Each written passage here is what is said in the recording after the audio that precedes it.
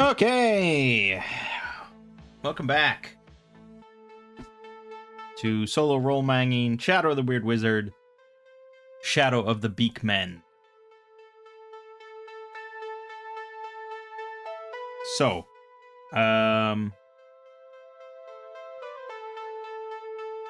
first of all, let me just say that this is probably a better system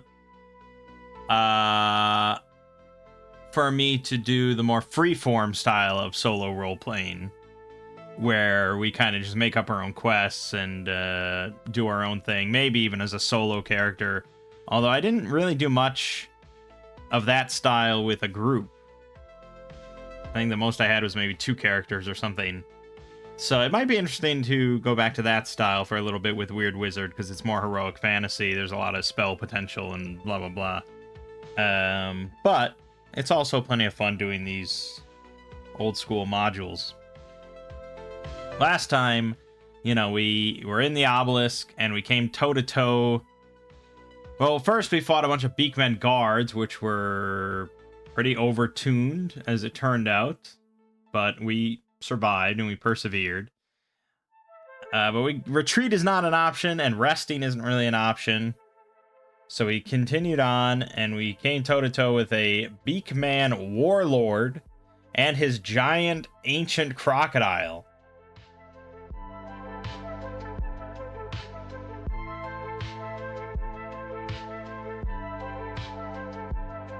And it was pretty tough, but honestly, I feel like that crocodile normally is pretty tough.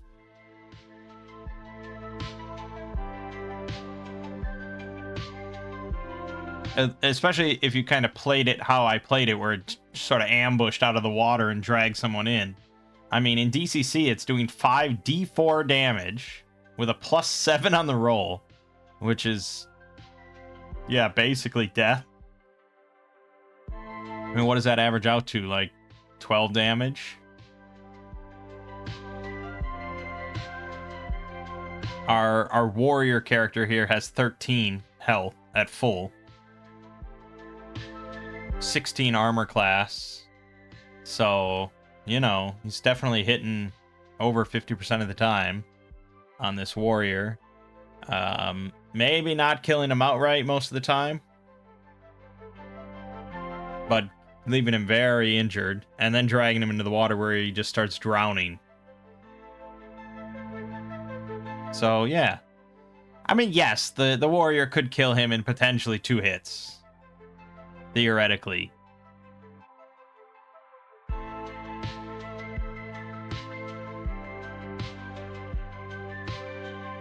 It's hard to say. I probably my crocodile was maybe easier, relatively, except for the 18 defense, which seems pretty high. But you're meant to start, at this point, level 2 onward, you're kind of meant to have boons on most of your attack rolls and stuff. So, but I was not so fortunate, and we were already pretty beaten up, and so we lost 2 characters during the fight, Sir Martin and Felix. They have been replaced, and our newcomers just show up in the obelisk and help out, because whatever. So Sir Martin has been replaced with Grom Tuskforge. And if you can't tell, he's a dwarf. So this is the dwarf from the Weird Ancestry supplement. And you can make a dwarf whatever. You can make a dwarf mage, you can make a dwarf fighter, blah, blah, blah. But then we also went with the dwarf path. And I didn't rename it, but yes, we went with dwarf novice path. Oh, shit. Now I don't know. Okay, there we go. So this is obviously only available if you are a dwarf ancestry. But so just picking dwarf as your ancestry gives you a bonus of 4 health.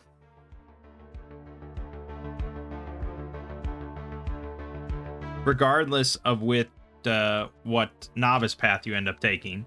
So if our mage was a dwarf, he would actually have 18 health now instead of 14. So it's, they're hardy folk. Their size is 1/2. So they are half the size of a human. That is relevant. because one of the traits that all dwarves get is Hard Target. They impose 1 Bane on rolls to attack you by creatures that are larger than you. And that's basically everything that we've been fighting. That's practically everything we've been fighting has been size 1. Certain things have been size half.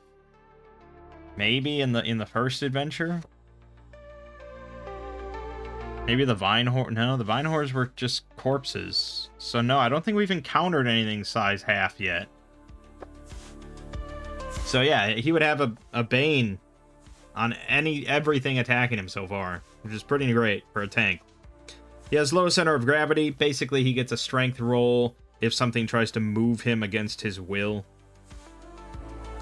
He has superior constitution, which gives him a luck roll whenever he becomes poisoned, and on a success, he just immediately ends it.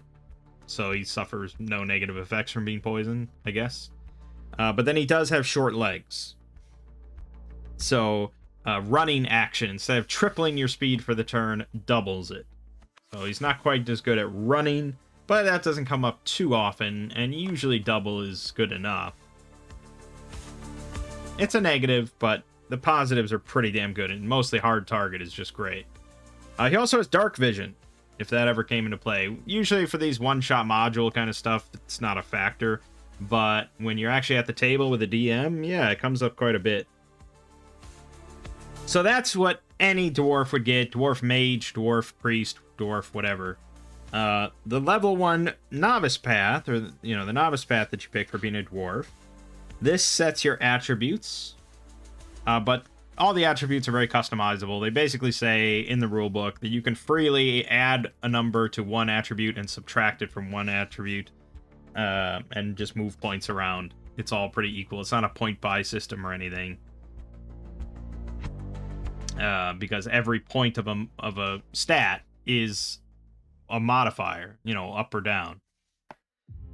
So attributes, they just kind of give you some suggested ones, but it doesn't really matter. The natural defense doesn't come up too often. That's your defense with no armor, and most armor, or a bunch of armor, will say that it either is like leather armor, I think, is either 12 defense or +1 defense, depending on what if your natural defense is like 12, then putting on leather armor doesn't do anything, except it gives +1 in that case, so you'd still have bonus. But yeah, 10 natural defense doesn't mean too much, and 18 health. Then the traits you get are aggressive advance. Whenever you deal damage with a melee weapon, you become slippery until the start of your next turn. So he can kind of bob and weave through some folks, or retreat easily right after hitting something. Not super impactful for our tanky character, but it's there. There's pros and cons to picking dwarf path instead of just picking the fighter path, if that's what you're interested in. But if you're a dwarf that wants to cast spells and stuff, there's no reason to take the dwarf path, because it's very much a fighter analog. They also get dwarf weapon training. They ignore the requirements for wearing armor and using weapons. I think that's the same as fighters. And when you attack with a bludgeoning or brutal weapon, you roll with 1 boon. So fighters get 1 boon on every kind of attack, including, unarmed attacks, grab attacks, improvised attack, like everything. This, much more specific, only bludgeoning or brutal weapons. But they also, when they crit using such a weapon, they deal extra damage equal to their strength modifier. So he'll deal +3 damage on crits, which is about the same as like using a slashing weapon. And adding an extra d6. Average is about pretty much the same. It becomes much better if you get higher strength. But combat training lets you roll damage twice on a crit, which probably overall is much better, especially the more dice you're rolling. Then level 2 dwarves do get the bonus damage. So they have the 1d6 bonus damage like fighters. They get Indomitable Recovery, which is less tanky. The other one, the fighter's recovery, allows them to impose 1 Bane on all attacks against them for the rest of a turn. Indomitable Recovery is not a reaction, it's just an action, but it lets you make an attack alongside your heal, and the attack is made with 2 boons. So it's a much more offensive recovery. But it's pretty great, because that means you're not even skipping a turn. It's like, oh, I can't attack this turn, I gotta heal. It's like, no, you're healing and you're attacking with 2 boons on top of it. So it's kind of nice. They also get Make It Count, which is one that gets progressively better as you go. Whenever you fail an attack roll, you can add your level to the result. And once you use it, you lose access to it for 1 minute. So typically once per combat. Right now, it'd have to be a very thin margin. You'd have to be 2 or less points off of a hit. And it's much better for us because we know all the numbers that we're trying to hit. Whereas at the actual table, usually a DM will not tell you if that will turn a miss into a hit.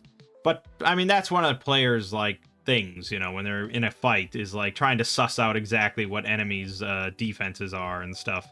So, probably, you'll get it right most of the time, especially when you're adding +4 or +5 to the result. You probably should know if that's going to turn a miss into a hit. So I think it's pretty good. Eventually, I mean, we're not going to get to this, but eventually level 5 dwarves would actually increase their armor defense by 1. They would get to... they'd get Make It Count More, which replaces Make It Count. And this allows you to add your level to the result of any attack roll, even if it's already a success, to maybe turn it into a critical success. Make It Count, you can only use it when you fail, so that's just a better version. You get Obstinate Strike. When you hit on an attack, you can deal an extra 2d6 damage, and for 1 minute, you make attribute rolls to resist harmful effects with 1 boon. So that's once per minute. And then Stubborn Resolve. When you get a failure on a will roll, you can use this talent to discard the failure and roll again. Once per minute. So a reroll on a failed will roll. Often, kind of a fighter character's weak spot is will effects and things. So not too bad. Overall, the Dwarf Path, as an alternative to fighter, is something a little different to differentiate yourself. I think it's pretty good. Okay, so that's it. And instead of taking a kit of equipment, it's actually more beneficial to you. They don't say this, but it is more beneficial to you to take the 2 gold that they offer you. You can either take a kit of equipment or 2 gold. But the kits that they offer add up to less than 2 gold. So you're better off just buying things yourself and picking it out. But it is slower if you're running it for 6 people. So with our 2 gold, I bought mail armor and a shield. So that bumps our defense up to 17. Not quite the 18 that we had on Sir Martin. And technically, Sir Martin's... Actually, where did he die? Did he die in the water? He definitely did, and he got munched on. We're not getting that armor back. And it would be inferior armor at this point anyways, because it's been chewed through. So we bought mail and shield, and then a mace, because that fulfills our bludgeoning requirement, and it was one of the cheapest bludgeoning items I could get. Okay, that's Grom Tuskforge. Then we have our new priest, Porthos. I stuck with human. I didn't want to make it too ridiculous for now. We'll keep it simple. So he kept most of the same stuff exactly as Feelycad as far as his stats and blah, blah, blah.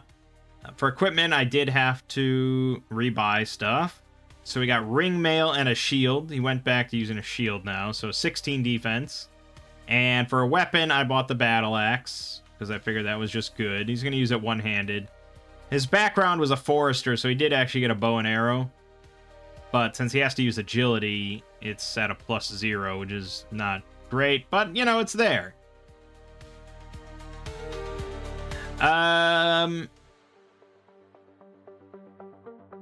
Right, and then spells. I kept Invocation. I kept that exactly as it is with Battle Blessing and Sanctified Weapon. I think that's still fairly solid for a frontliner. But then, as I was leafing through some other spell lists, I looked at Divination. And something immediately caught my eye. The first talent listed for Divination is Combat Precognition. As long as you're not injured, confused, controlled, stunned, or unconscious, you attack with 1 boon, and you impose 1 bane on attacks against you. And it's just always active. It seems like one of the best talents for a frontliner. You're not likely to be confused, controlled, stunned, or unconscious, you know, in a battle. Generally, I would say you should most of the time not be one of those 4. Injured, you know, that's half your damage. So that's if your damage equals or exceeds half your current health. Yeah, I mean, that's going to tend to happen, and now you have to be cognizant of it and aware that you are injured and you lose this benefit. I'm sure many players will just kind of forget about that and fudge it, but, you know, it is one of those things that's usually, like, DM kind of bookkeeping and something that DM has to keep in mind at all times and be like, oh, wait a minute, are you injured? Blah, blah, blah. But, yeah. Alright, this music is a little too bright. You know, they call this dark fantasy, but that does not seem that dark. We're heading into dark territory here of this obelisk and the master and stuff. I need some actual darkness. Here you go. Dead Kings. So precognition, combat precognition seems really solid. I really liked it. And then one of those novice spells, Interpret Omen. You get 3 castings of this per day. It's a reaction. Whenever a creature within 5 of you makes an attribute or luck roll, you can add 3 or subtract 3 from the result. So this is any creature, including yourself. Any roll of any kind, pretty much. Any d20 roll. As long as it's within 5 of you, you can add 3 or subtract 3 from the result. Again, this is much more powerful in our hands where we know all the numbers that are, you know, the DCs and everything. But still, I mean, most of the time, the DC for a lot of things is going to be DC 10. And so you're aware of that. And being able to turn a luck roll from a failure to a success, or an enemy's roll from a success to a failure, 3 times per day, it seems pretty nice. So I was really happy I glanced at Divination, which is normally a tradition, a magic school that I would just be like, yeah, that's cool, I guess. But no, do not underestimate it. Has a lot of potency. Alright, so there's our characters. We're ready to move on. Garvis, Euclid, still beat up. Still a little used up. We don't have Swift Recovery or Spell Recovery available to us. But we do have all of our spells for Euclid available, including heals. So I could use Light Healing on Garvis, but we'll hold off. I'd hate to waste healing. Okay, so we're in 1-5 now. So we need to find this secret door, as I guess we poke around. I think there's also treasure here. The mounds scattered about the chamber are used by the Croc Knights as crude sleeping pallets. There are 9 mounds in all. Parties inspecting a mound may attempt a single luck check, roll under per mound. On a successful check, roll 1d14 on the following table.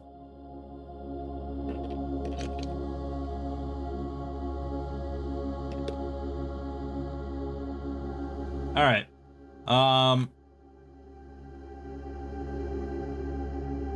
So this would probably be a luck roll with a Bane.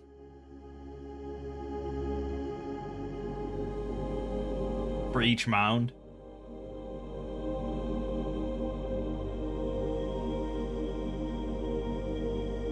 Because that's, I mean, it's fairly unlikely to succeed then. If a luck roll with 1 Bane.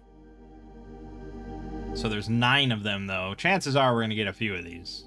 Especially if I was interested in using Interpret Omen in order to add 3 to any of the results. We might be able to get a few more then. But, alright, let's do 1 roll here. 19. Okay, so no matter what, that's a success. I don't know if I can do a D14. I can do a D12 pretty easily. But, yeah, we'll stick to just a D12. That's a lot easier if I was to actually run this. 10. So 1 D7 gold beads, 1 D3 greenstone slivers, and a longsword. Okay, so a longsword is useless to Grom because he doesn't want to use anything that doesn't have bludgeoning or brutal. I could give it to Porthos, but it's fairly negligible. I guess if you're gonna one-hand it might be better than the battle axe. Because it has slashing instead of brutal.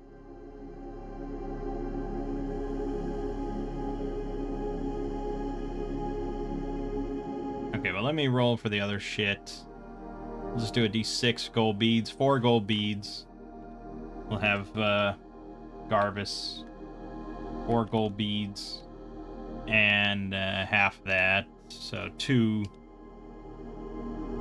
greenstone slivers. And sure, we'll take a longsword here.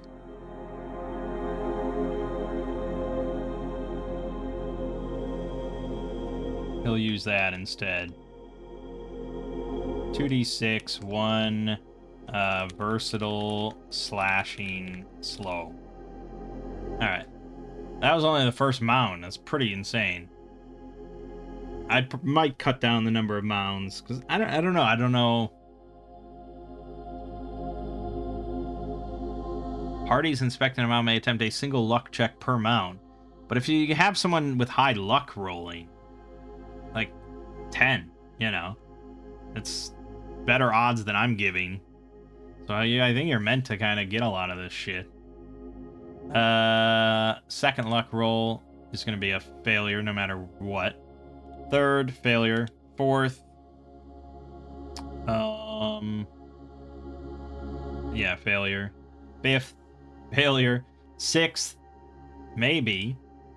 9. Okay, so if I wanted to use omens, interpret omen, I could change it to a success, but it's not really worth it.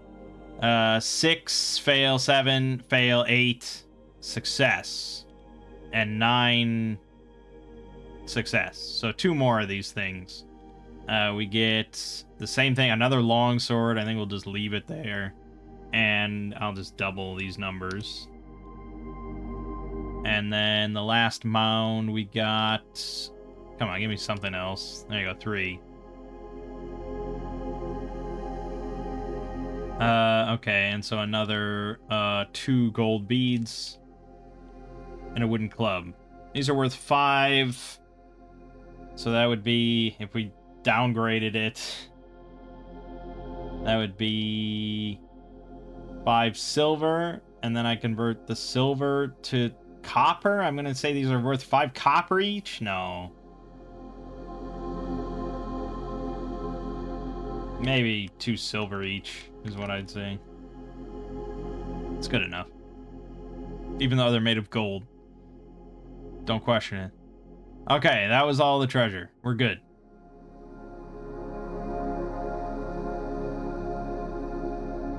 So, of course, in the process, we find the secret door.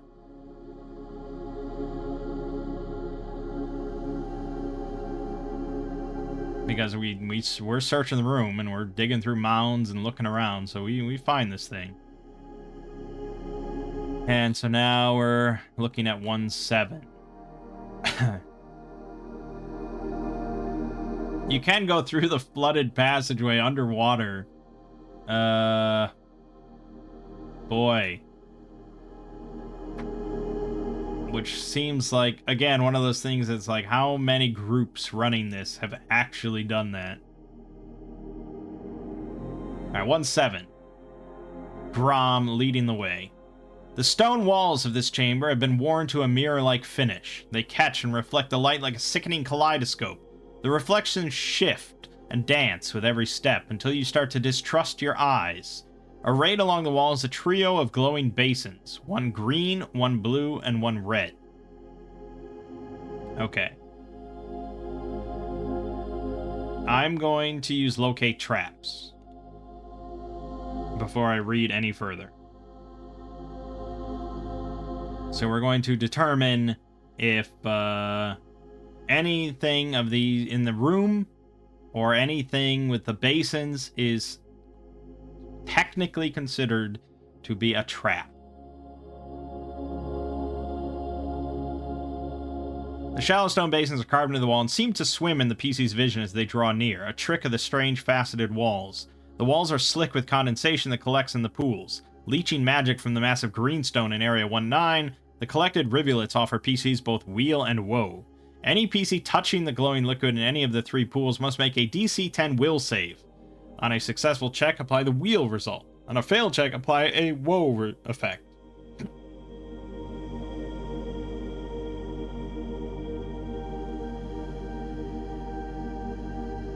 I don't think you could technically consider these to be a trap. If I were the DM, I would not inform the rogue that this is a trap. You know, just because something can cause a negative effect doesn't make it a trap. Because, say you had a poison vial in front of you. You wouldn't call that a trap. A trap doesn't have to necessarily be anything mechanical. You know, there can be magical traps. But this especially has a potential positive effect. So no, I wouldn't classify any of this as a trap. So, a DC 10 will save. That's pretty easy. I think I'd make it just a straight up will roll. As for the actual effects, the blue one, if you succeed, you gain 1d4 personality. If you fail, you're reduced to 6 personality. Forever hence receives the conceited disdain of attractive members of the PC's race. How do we convert all this? This is permanent stat bonuses, which I can't imagine is something handed out too often.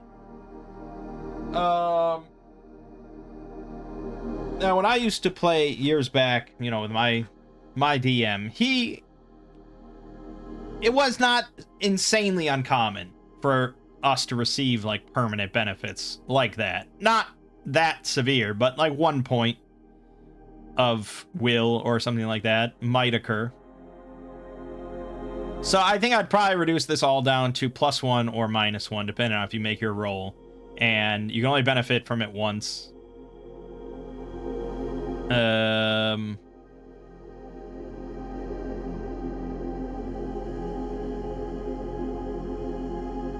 you can only benefit from 1 of the 3.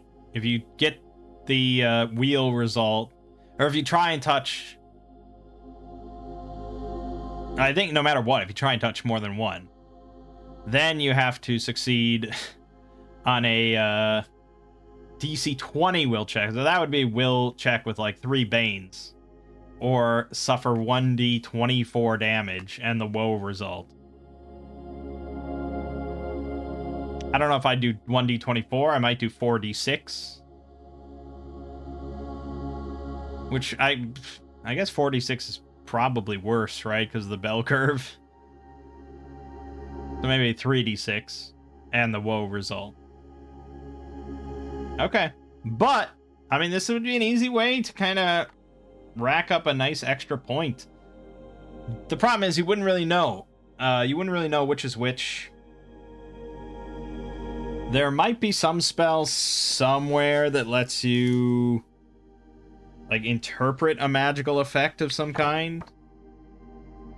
I don't know even where that would be under. I don't know what the, like, What's like the arcane equivalent? You know, like the general, like the most basic form of magic. Every magic system has something like that, right?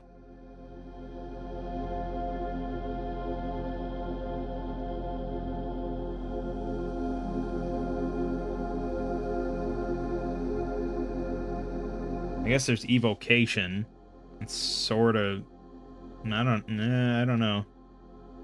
I don't know if there really is one that's like arcane or something.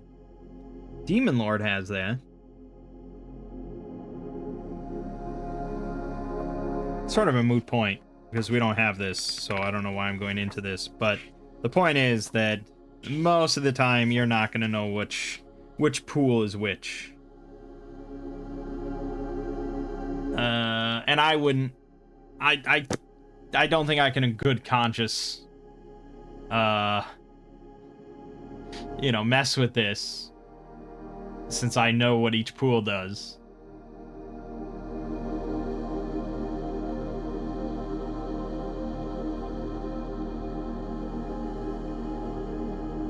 I think it's fun, though. I do think it's very fun, and I could definitely see many groups.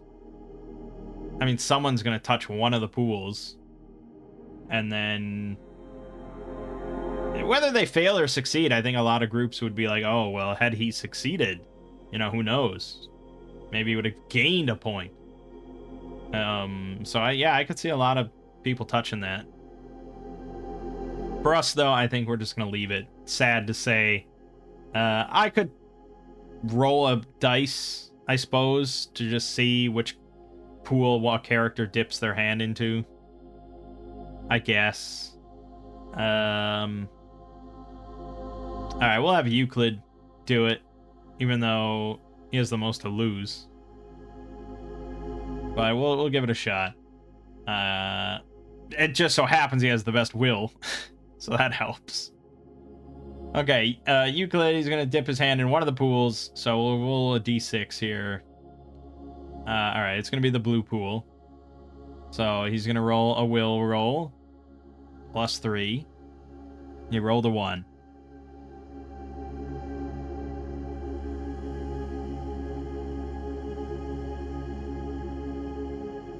Had I used prayer, we could have still made this with Interpret Omen, but I very specifically didn't say I was using prayer, and I don't know why I wouldn't. This is like a perfect opportunity.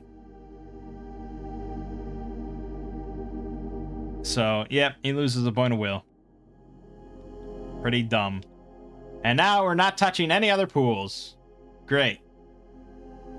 Moving on. We're moving up further stairs.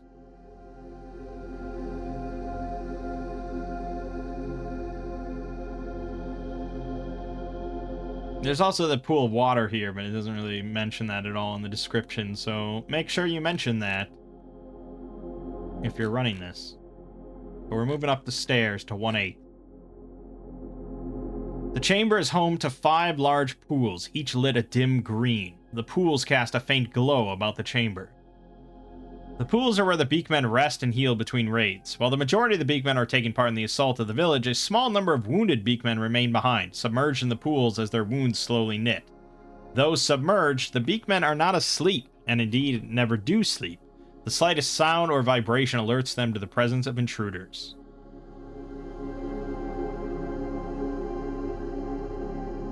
$14 fucking Beakmen.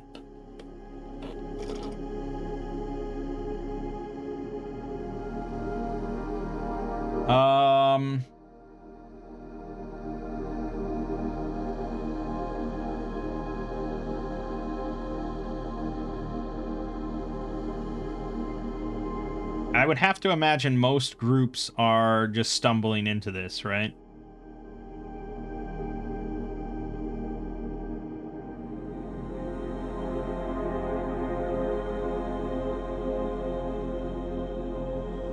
If I knew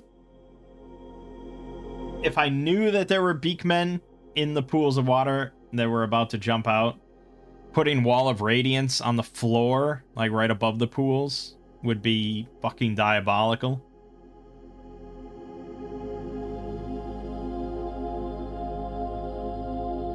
But I don't know why my characters would know that. And there's no spell here that really would make any form of sense for me to tell that. I'd probably use locate traps again.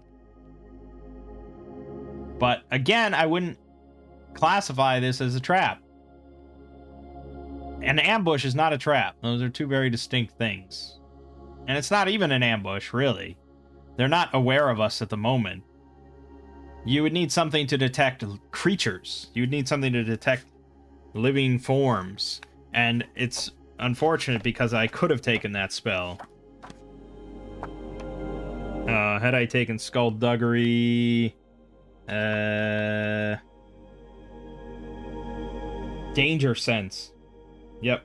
If I had taken Danger Sense and used it right here, I'd know that there's 14 Beakmen in the pools of water, and then we could have easily solved the entire encounter with 2 spells.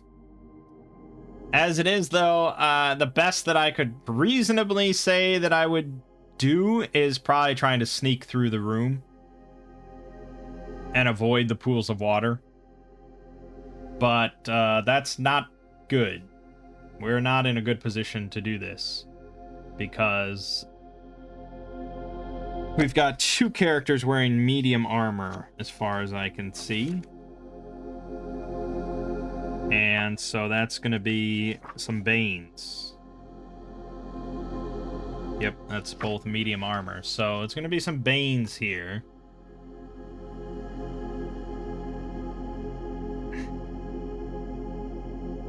Porthos can roll with prayer.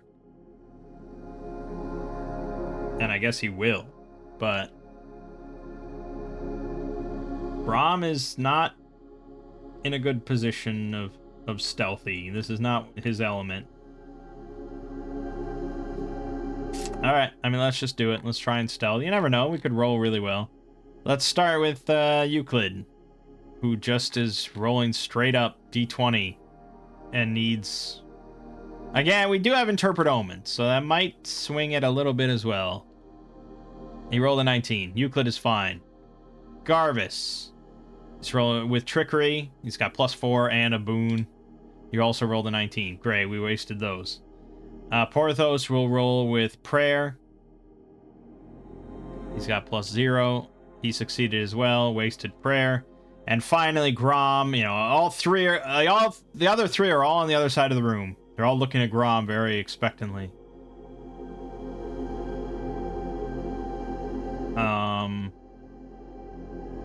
I think we'll probably wait a moment for Prayer to come up. So let me do the luck roll. Okay, well, good thing I wasted that. Luck roll. Okay, well, nothing's happening. We're waiting with bated breath. Okay, good. So we got Prayer again. Now Grom's going to go with Prayer. He got a 6, +1, 7, plus boon, 6. He's good. Boom! Stealth!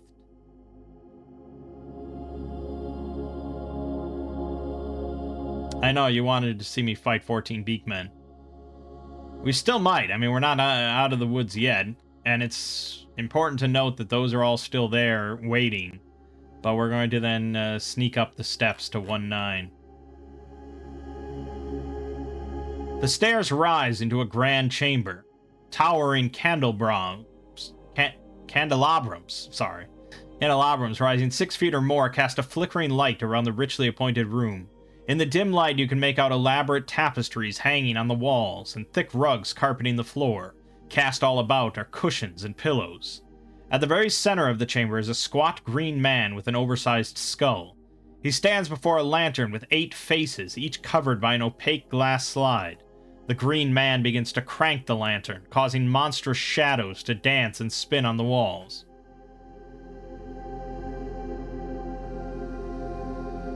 So from this chamber, the Master is able to astrally project images of himself using the magic lantern. The same spinning lantern can be used to create astral shadows of any number of fell creatures, all under the Master's control. A brilliant greenstone shard sits in the center of the magic lantern, casting light on the far walls of the chamber.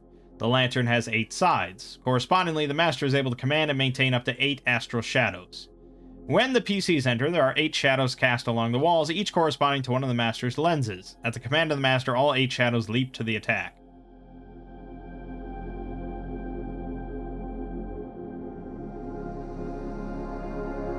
Okay, so he spins it if he's uninterrupted, and that increases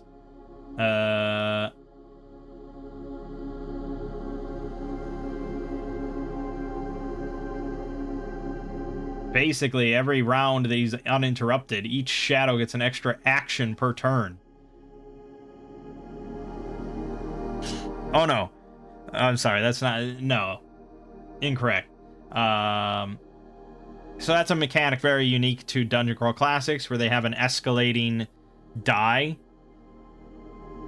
So, like, by default, you know, a lot of players are rolling a d20. But you can actually escalate that and improve it in various ways, and you can actually start rolling a d24 or a d30. So they start at a d10, and that bumps up to a d12, a d16, a d20, a d24, a d30, I think. As the shadows are slain or dismissed, the master can elect to stop the spinning lamp to replace the slain shadows, but this reduces the action dice back to 1d10. Okay, so for our purposes, we're going to be using the Boon and Bane system. Obviously. Them having a 1d10 to start is quite shit. That you can max get a 10 on a dice roll. So we'd probably they'd start with 2 Banes on all their attacks. And then 1 Bane, and then nothing, and then 1 Boon, and then 2 Boons. Is probably how we would do it.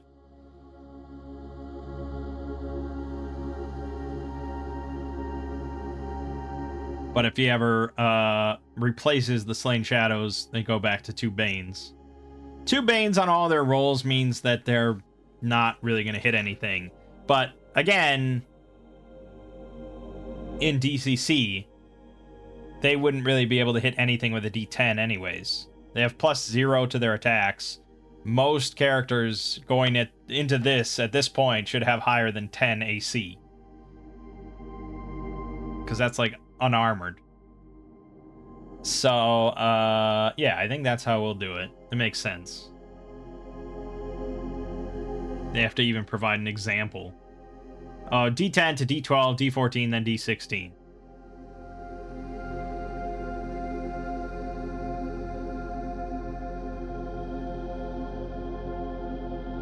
Okay. The Astral Shadows enjoy immunity to non-magical weapons and spells requiring will saves. Immunity to spells requiring will saves. Interesting. Other spells deal regular damage, and a single hit from a magic weapon dispels a projection, causing the shadow to vanish and the lens to shatter. If the master is slain, the lantern spins to a stop along with the shadows. The easiest way to defeat an Astral Shadow is to shatter its lens on the magic lantern. The lantern has 8 faces in all, blah blah blah. Any attack succeeding against AC 10 and dealing 5 or more points of damage instantly shatters a lens, dismissing the shadow. Can also slay the master, however the shadows all defend the master to the best of their ability and with no fear of death. The master is able to take 2 actions per round. The first is usually to crank the magic lantern, the second is most commonly to counter a PC spell. If the master's spell check exceeds this PC spell check, the spell fails, and he gains 1d5 additional hit points. If pressed, he can hurl bolts of ink black energy. He's loath to do so as each bolt cast costs him 1 HP. Okay, we have ourselves a fight here. We have to do quite a bit of converting to Weird Wizard. Starting with the stat blocks. They all have different forms, but they share the same stats. And none of them are particularly threatening, especially at the start.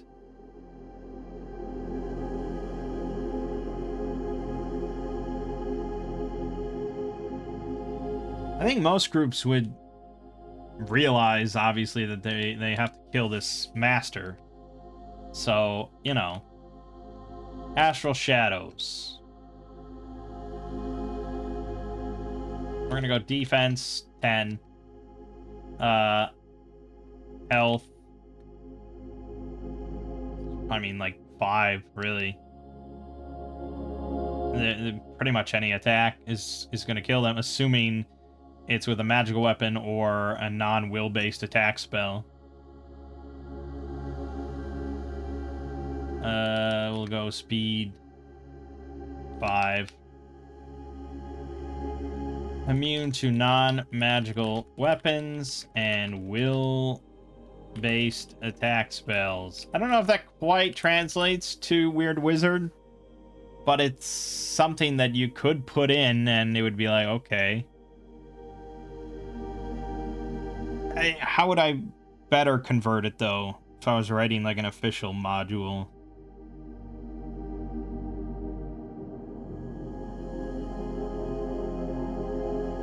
I guess I'd put really just immune to non-damaging spells.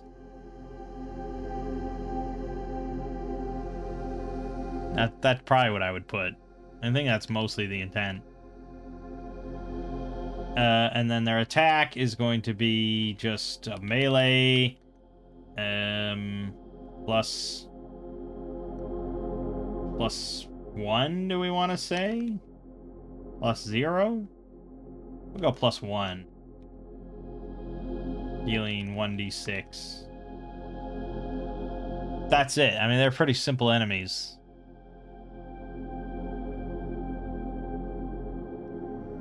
And then the Master.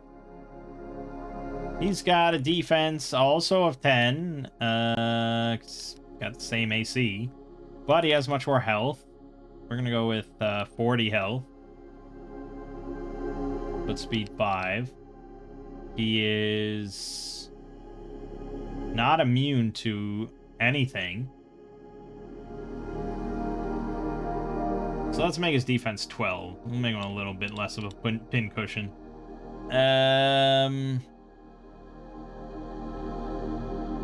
So as an action, he can do the Black Bolt, which will do as plus 3 with 1 boon, dealing...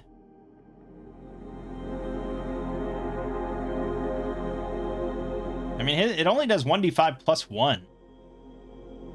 It's not really that damaging. So I guess just 2d6.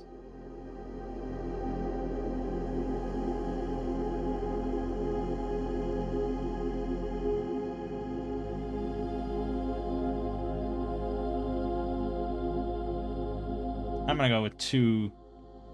The Master takes 2 damage.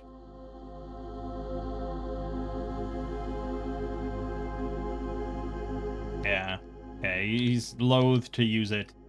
And then as a reaction, he has Counterspell, which is pretty much Dampen Magic.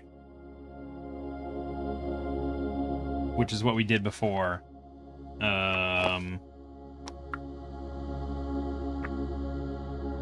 Let me find that again.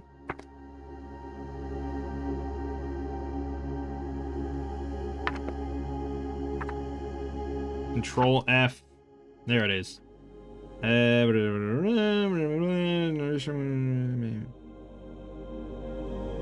we're gonna modify it a little bit.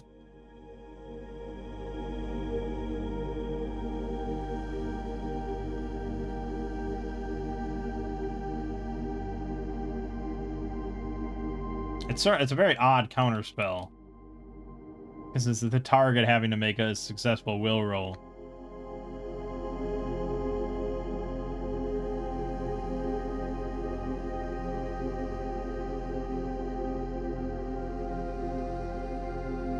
Sure, we'll go with that. There's our stats.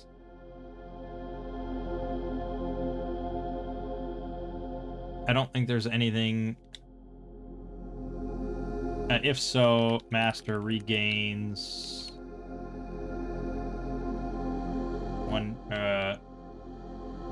Master heals 1d6 damage. There you go.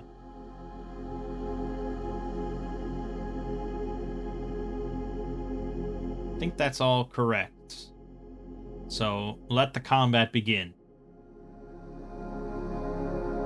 Like I said, I mean, I imagine most groups are going to ignore the shadows and go after the flesh and blood master spinning this lantern, causing the shadows. So yeah, I think it's going to be kind of an alpha strike here. Probably take the initiative all around, to be honest.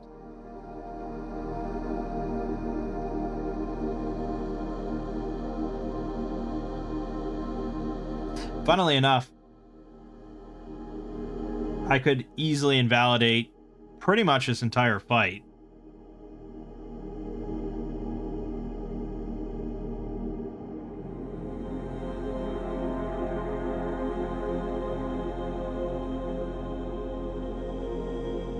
If I put up a wall of radiance between us and the master, or us and the shadows are guaranteed to... They're not quite guaranteed, but practically guaranteed to die instantly touching the wall of radiance. They have 5 health, 3d6 damage. It would be very slim odds for them to make it through. And so maybe if one makes it through, then the others can kill it in some way. But the wall of radiance would pretty much trivialize that aspect. We wouldn't be able to shoot through it or anything. Again, the arrows would just disintegrate.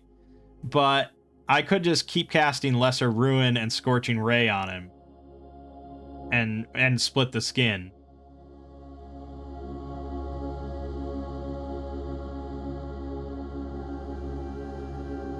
I can't use Shatter on the Lantern. You know, I did that thing last time with that effigy, and that's because it wasn't technically activated yet. It didn't have any magic, and I just figured it was a cool thing that somebody might try. Here, though, it's pretty clear. The lantern is not an ordinary object. So... I hate to trivialize the whole fight like that, but I think the fight's going to be pretty simple anyways.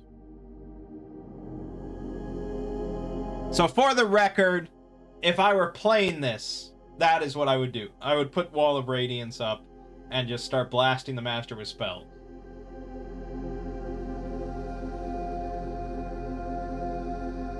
Even if you didn't think that the shadows were like... Even if you didn't know they were not... that they were immune to non-magical weapons and stuff. It's still a wall of light, and they're shadows. So it still seems like a good thing. So if I was playing and a DM was running this, I would put up the wall. But we want to get everyone involved in the fight. I have a nasty habit when playing where I tend to just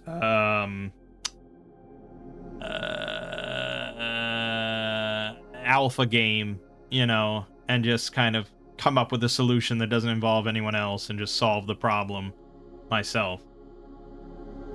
So we're having everyone involved. But everyone's taking the initiative because we want to alpha strike this guy down together. And we're going to start with Scorching Ray on him.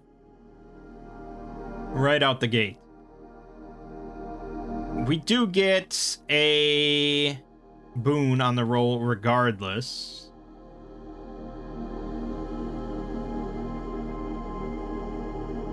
But I'll use this other glowing stone that I have. So we have 2 boons. And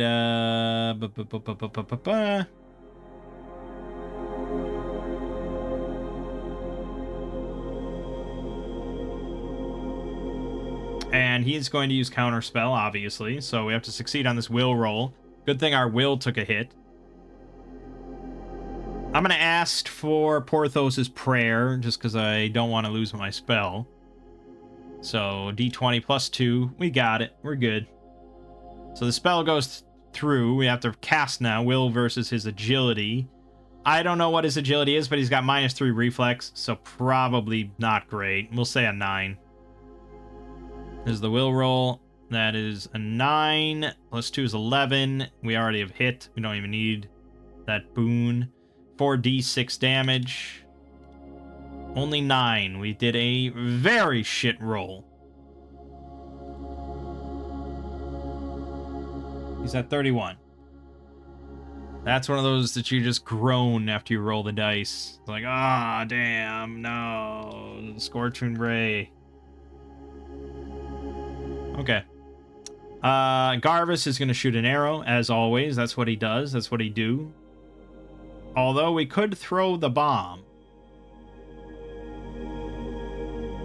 But I think it's an action to cut the fuse and then an action to throw it. And Porthos and Grom want to get in there. So,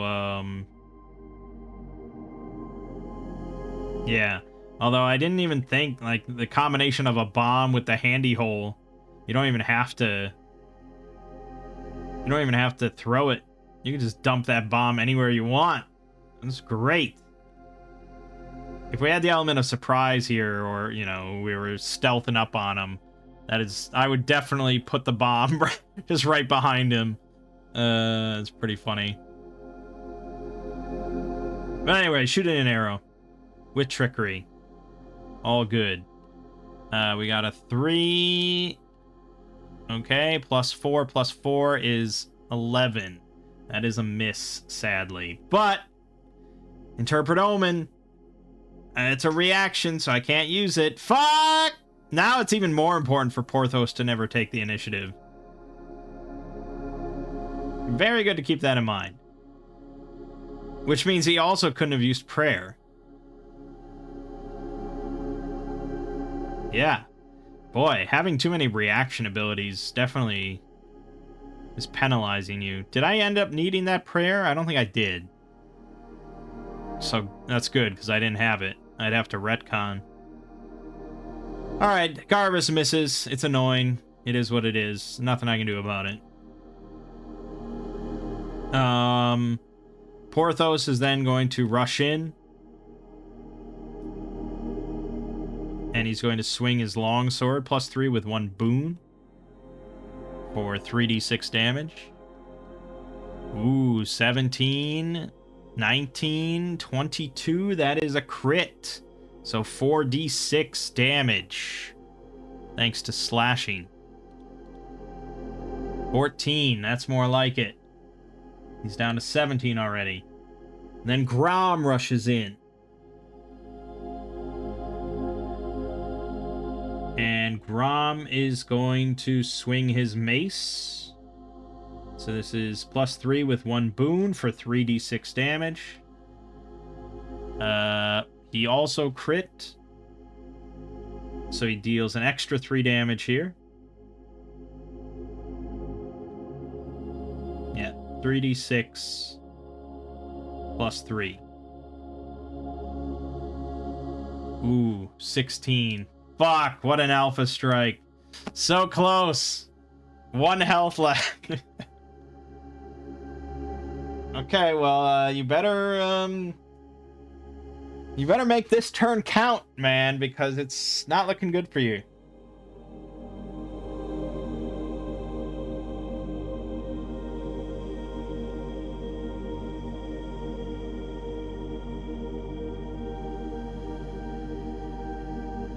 Yeah, being able to take the initiative and stuff, that is a big difference compared to rolling for initiative.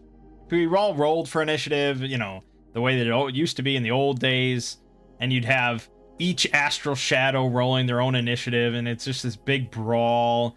Then you've got like 5 of the astral shadows like cutting off part of the group from getting to the master, and who knows why. Like it would be this whole big brawl. But here we can all guarantee go first. Guaranteed. And just boom, boom, boom, boom, boom, you know, on the big guy. So yeah, I think if you're gonna have a boss monster, in general, make him fucking big. Make him bigger than you think.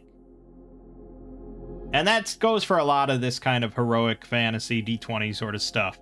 Boss monsters are always a little tricky, because players, when they focus, when they concentrate all their power against one target, you know, they wait for that kind of moment. It's devastating. So yeah, the master here, if I were to run this for other people, I think I'd rewrite this like whole encounter sort of to be more in line with this kind of heroic fantasy. I think the shadows would be more dangerous, probably. The master would be more tanky. Maybe he'd even have like a magical bubble around him or something that could just absorb a certain amount of damage or something like that, and it just becomes more desperate to, like, you know, break through his shield to try and kill him, because otherwise there's no stopping these shadows. Stuff like that. I think that would probably be better than what we gave. Even 40 health at level 2. If Garvis had hit, I mean, it would be over. This would be over already. Or if Euclid had done 1 more point of damage on his fucking Scorching Ray, this would be over. But he does get a turn. He literally can't cast Black Bolt without killing himself. So there's that. I guess I'd also probably, if I was running this for a group and this was like the session for the week, I'd probably take the time to go through and give him more spells that he could cast. Like actually picking spells. I'd probably grab the Dark Arts tradition and just take a bunch of shit from that. Or the Eldritch one. Like, if he had taken some Novice Eldritch spells, he could get Creeping Mist and Summon Maggot of Sharzaka, Wild Beast of the Dark Woods. Dark Arts spells, he could get the All-Consuming Fires of Hell, Exquisite Agony, Flesh Blight. You know, stuff like that. Just to put him a bit more on par with the players at level 2.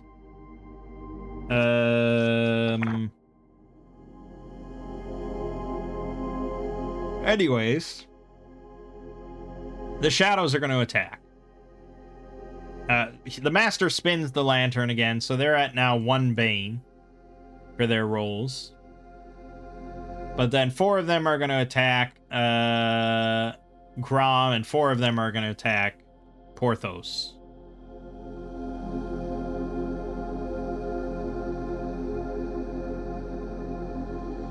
And all of them are size 1 or greater. I'm pretty sure. Based on this image, they all seem to be of respectable size.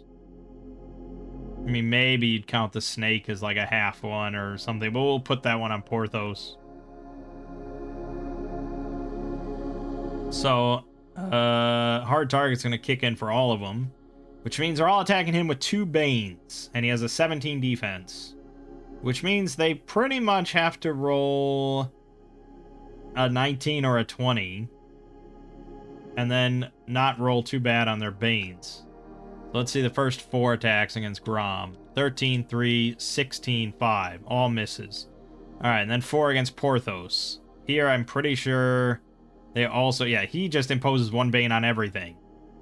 So, it's irrelevant. They all have 2 Banes. 14, 9, 19, 7. Okay, the 19 is in contention here. So we'll roll 2d6, take the higher result. 6, okay. Then, yeah, that is also a miss. So all 8 missed. Because they have these fucking Banes. Banes are pretty big. I mean, not many of them would have hit regardless. But I think probably each one would have been hit. But yeah, they both apply Banes on attacks against them now. That's very important. If you're going to be a frontliner in this game, find a way to have Banes put on attacks against you. And Dwarf is honestly a pretty great way of getting it very easily at level 1. But otherwise, being a priest and grabbing Divination, not too shabby either. Alright. That's basically it. I mean, that's the encounter. One of us just has to hit him, and I could just cast Lesser Ruin. Oh, he could counterspell. So we'll just have Porthos smack him in the head with a longsword. So yeah, well, no, we don't want Porthos to take the initiative on average. It's just, yeah. So Grom will smack him with his mace. No, he rolled a 1. I'd have to get a 6 on my boon. I did not. So Grom misses. Well, wait a minute. Hold on here. So he got 4 plus 2 is 6. Plus 2 from Make It Count would be 8. And then plus 3. No, still a miss. Just barely a miss. But we can add quite a bit of numbers to things now. Alright, Garvis will shoot him. There you go. 14. Guaranteed hit. 3d6 damage. Dead. Alright, Master dead. Shadows. I don't know. I don't think the shadows immediately dissipate. Oh no, it says. Yeah. Slay the Master. That's it. That was the whole final encounter. Rather anticlimactic.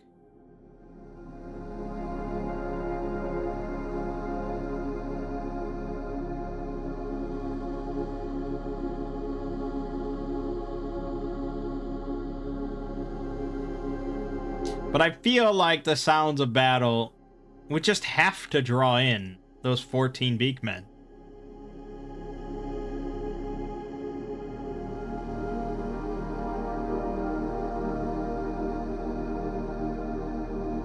I mean, it doesn't say like the whole obelisk collapses or anything. And the encounter, the adventure is not really over because there's still a bunch of Beakmen and stuff in the village that are going to come back. But yeah, that's the end of the text, so it's up to you to determine where you go from there. Yeah, I think we have to do this Beakmen battle. They would hear all that commotion, right? I mean, how could they not? You got Porthos here, like, roaring as he slices with his longsword and stuff like that. I mean, come on. So, fortunately, though, pretty easy to nullify that encounter, depending on depending on how the DM does it. If he just says, like, suddenly there's 14 Beakmen in the room with you from the staircase, it's like, okay, that's pretty shitty. If he gives you a tiny bit of warning, though, that you hear just massive amounts of footsteps rapidly ascending the staircase behind you, then immediately I would just cast Wall of Radiance on the staircase. Now, Wall of Radiance specifically says 1 size 10 space within 15 yards. If you're interpreting that very explicitly, that it has to be an open size 10 space, then you'd never be able to do something like this, right? Because that's a narrow staircase sort of corridor. That seems really lame to me.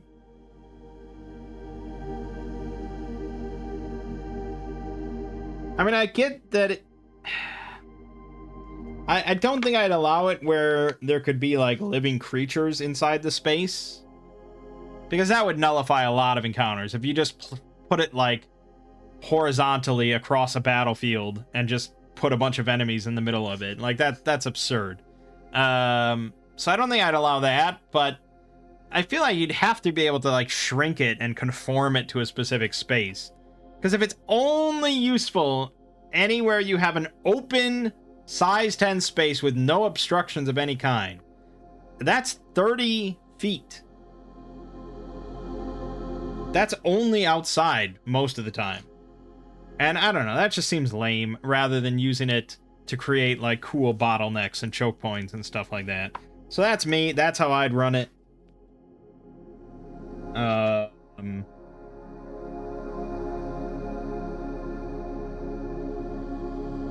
I don't know. I'd have to look for maybe in the Discord to see if there's any discussion about that.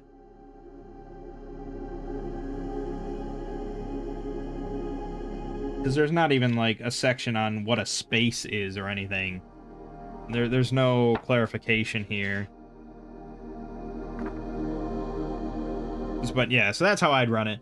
So we'd put the Wall of Radiance in. If I had a spell that could, like, disguise it or something like that, that would be pretty badass. Because again, the usual issue here is that they're just gonna not come through it after the first, like, couple.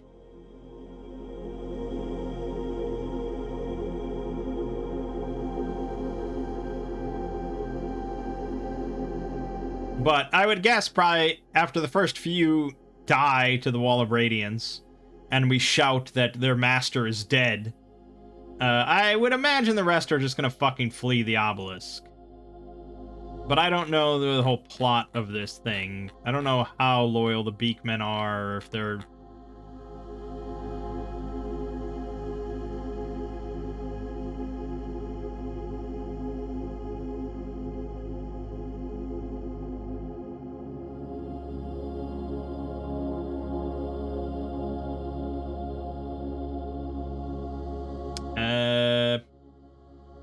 Doesn't really say. There's like very little information here about what exactly the plot is. So it's up to the DM to kind of decide one way or the other. I think there was a mention earlier on about the Beakmen being corrupted peasants.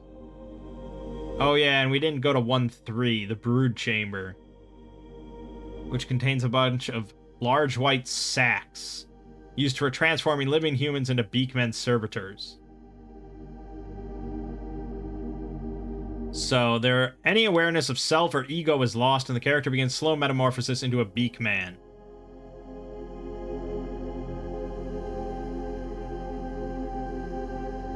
Okay, so there's no saving. There's no saving the Beakmen or reconverting them or anything like that. They are gone. Doesn't really say why they serve the master or anything, though. Or what they get out of it, or blah, blah, blah. But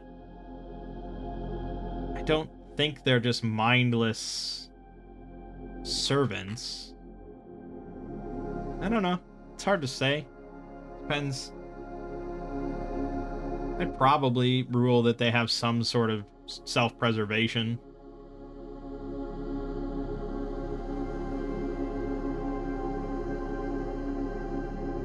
At least a little bit, right? Okay, so let's just have a few Beakmen run through the Wall of Radiance. These are Beakmen guards, so they got 10 health, 12 defense. They're each taking 3d6. The first one takes 11 and dies. Second one takes 10 and dies. Third one takes 9, does not die. But Garvis will shoot him with an arrow and kill him. There you go. Then let's do a morale check. I'm gonna go to my Raider stat block. Hold on.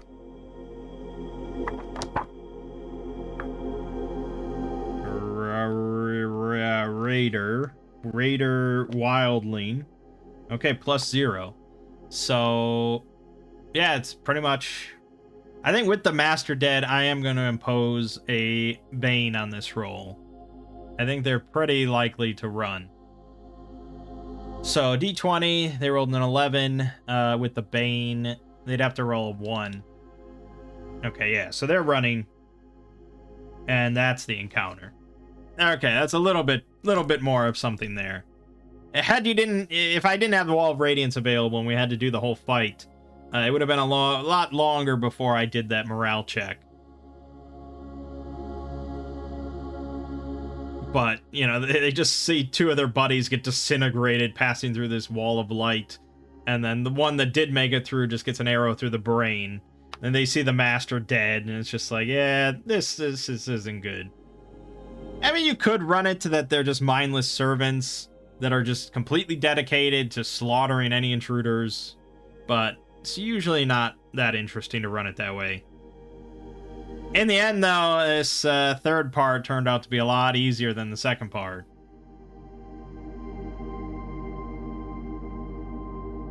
Characters taking the time to loot the chamber uncover 3D100 gold pieces worth of valuable bedding, cushions, woven rugs, tapestries, and the like. However, transporting these goods is no small feat, and PCs will be hard-pressed to protect their gains while en route to a city large enough to provide buyers. The real treasure is, of course, the massive magic lantern. When lit by a greenstone shard and spun, the lantern's shadows come to life. The specific implications of this are left up to the judge in his or her campaign. It's some 3 feet in height and chased with gold and gems, easily weighing over 200 pounds. Okay, that's hefty.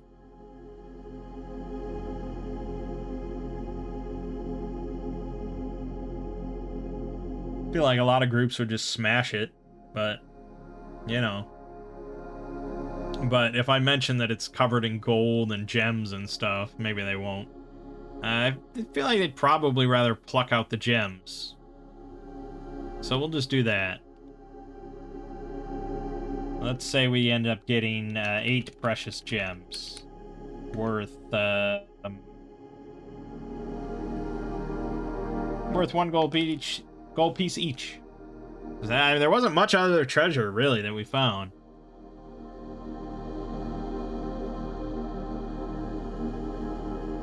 And that's it.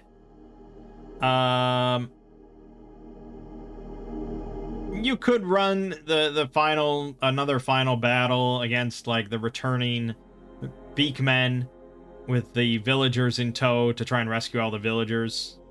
But you could also just as easily kind of narrate that at the end of the night, that they mop up the remaining Beakmen and send them packing.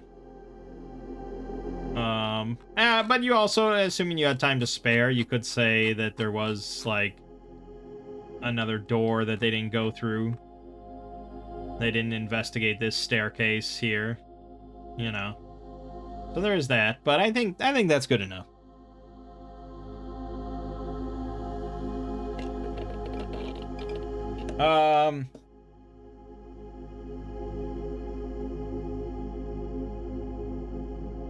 Yeah, I don't think it's quite as good of an adventure as Sailors on the Starless Sea. But it's usually, this one doesn't get mentioned nearly as much. I think there's some fun stuff here. I think there's definitely some fun encounters here, but it is, by and large, just a lot of combat. And the initial section in the village and stuff just can probably leave you feeling really impotent. Nothing you do matters. You know, stuff like that. But yeah, not too bad. Definitely not too bad. So with that, I think we have some time to spare here. We got a little bit of time. So let's level up to level 3.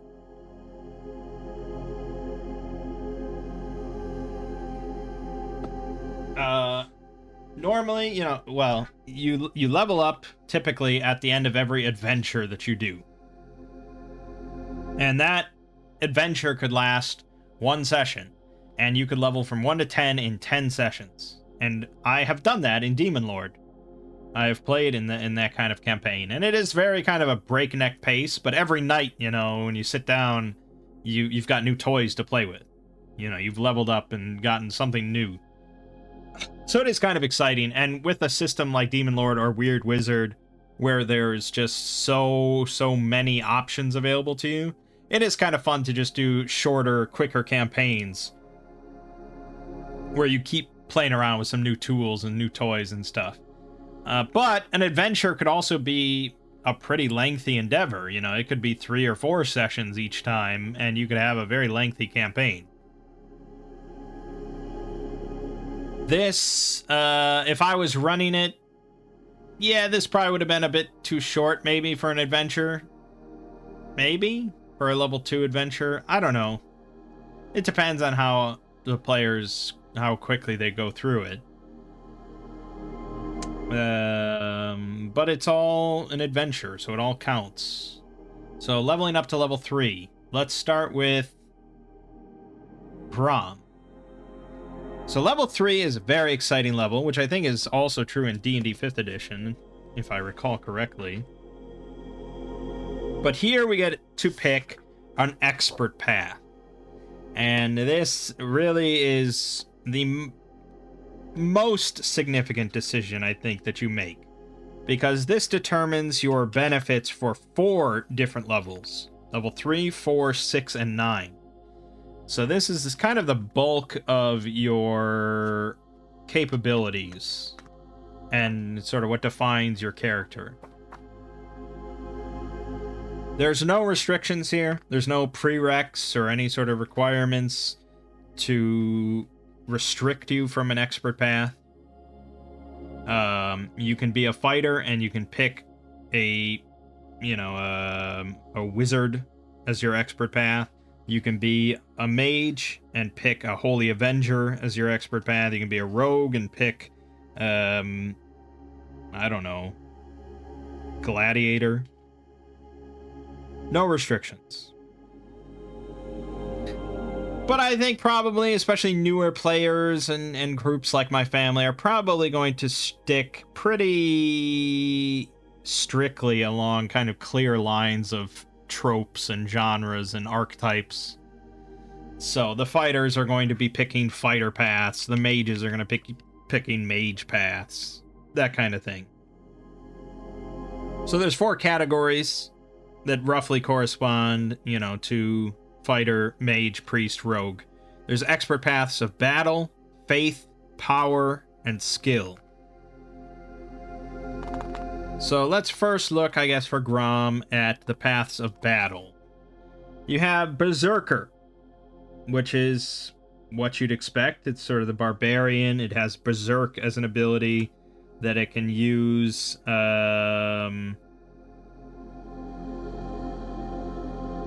pretty much whenever you want, whenever you take damage.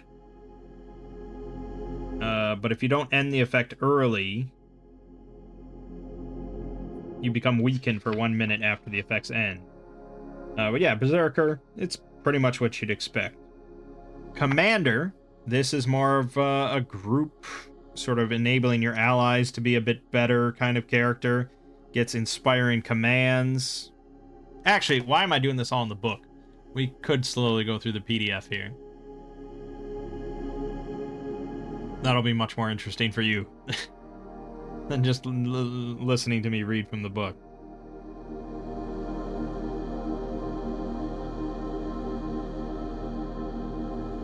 Unfortunately, Firefox, not that great of a PDF viewer.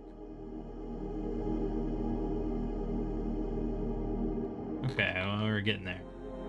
Alright, so there's Berserker. Then Commander, you get inspiring commands.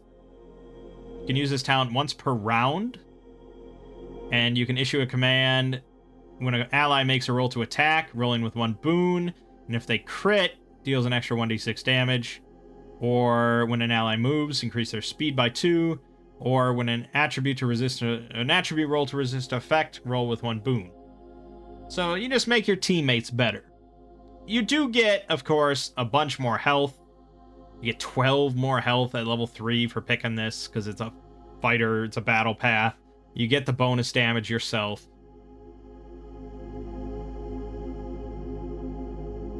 And this isn't even a reaction as far as I can see. This is just once per round you just can do this. Throwing out boons and extra damage on crits and stuff.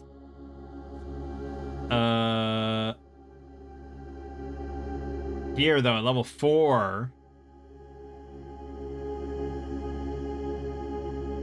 whenever you use an action to attack, you can enable an ally within 5 to use a reaction to attack.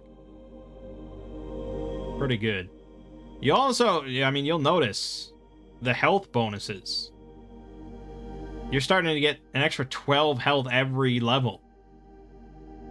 It's pretty massive. So level 3, 4, 6, you get 12 health. Level 5 comes from your novice path. So let me just see real quick what a fighter gets at 5. Okay, they only get 6 health extra at level 5, but they do get a +1 defense. But still, you can see the health numbers are going to go up pretty rapidly for your frontliners. Gladiator, while you're not injured, you impose 1 Bane on rolls to attack you. Pretty good. And you roll to attack with 1 boon for each of the following criteria that apply to the target. Affected by hinder, injured, or has 1 affliction or more.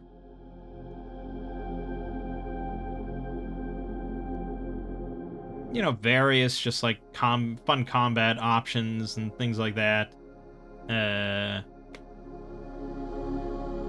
You know, all around kind of just frontline fighter. Knight Errant. You get a page and a squire to kind of help you out.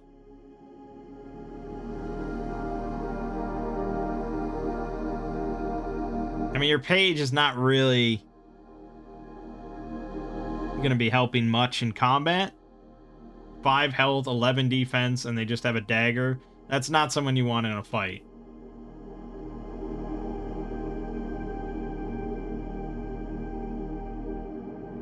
And even the squire, 15 defense, 10 health. And that's at level 6, you get a squire. So level 6, having somebody there that's just... I mean, they get a bow, and they can roll to attack with 1 boon. It might be something, but still. So the Knight Errant, mostly based around mounted combat.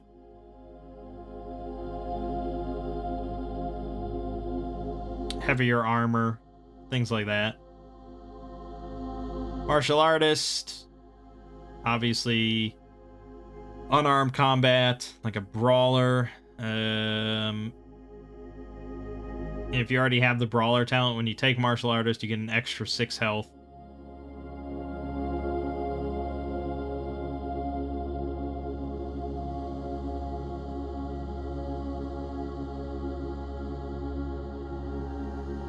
Yeah, so way back in 4th edition D&D, I played a brawler wrestler character that would grapple everything, you know, and just kind of hold it, pin it down and stuff like that. It was a lot of fun. I'd love to do that again with something like this. Myrmidon, sort of just the lesser armored dodge sword fighters, dealing extra damage with longsword, longbow, and sword. Yeah, sidestep strike. Pretty much just a luck roll to turn enemy hits into fails. Stuff like that. Ranger. Not necessarily an archer. But they get expert tracker, they get wilderness lore, they get some out of combat stuff. Various things. You know, a lot of different options. Swashbuckler. Very acrobatic fighter. At the start of combat, roll a number of d6 is equal to your level. You can expend those results when using talents gained from this path. So you can use them on bold defense to subtract one of those numbers from an enemy's attack result. Or when you make an attribute roll, you can expend a bravado result to add its number to the result. Blah, blah, blah, blah, blah. Fun stuff. You know, very thematic. Veteran. At level 3, they get +1 defense, which is pretty great. They roll to attack with 1 boon, increase the reach of your melee weapons by 1. So all melee weapons can do an extra reach attack.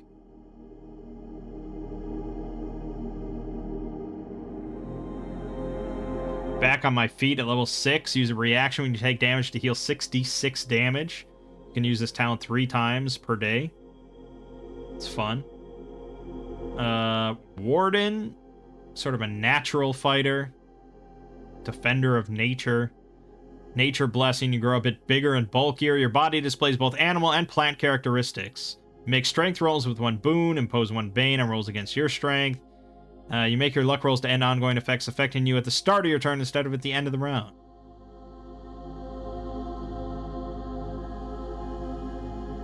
Interesting stuff. Then Paths of Faith.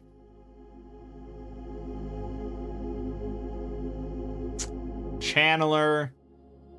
Each enemy within 10 yards at the start of combat makes a strength roll. Angel, Demon, Fairy, Fiend, Spirit, or Undead rolls with 1 Bane. On a failure, they become weakened, luck ends. At level 6, they catch fire, luck ends. Gives you a bunch of benefits. You can reroll failed luck rolls. You can use a reaction when you take damage to reduce the damage by 1d6. You can fly to an empty space within 10 yards. And any damage-dealing spell you cast deals an extra 2d6 damage.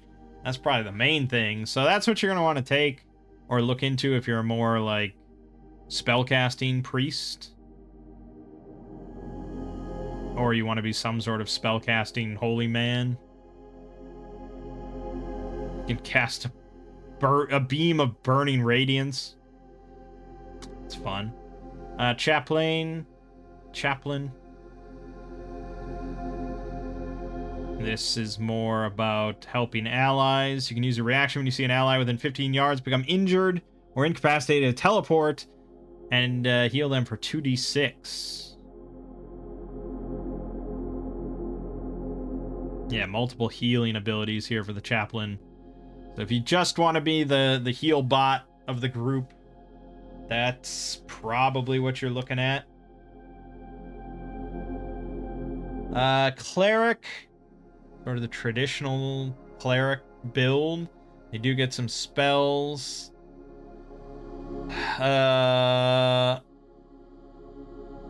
They curse enemies, which give them banes on luck rolls. And when cursed in this way, the first time in a round the enemy takes damage, takes an extra 1d6. They also get lay on hands.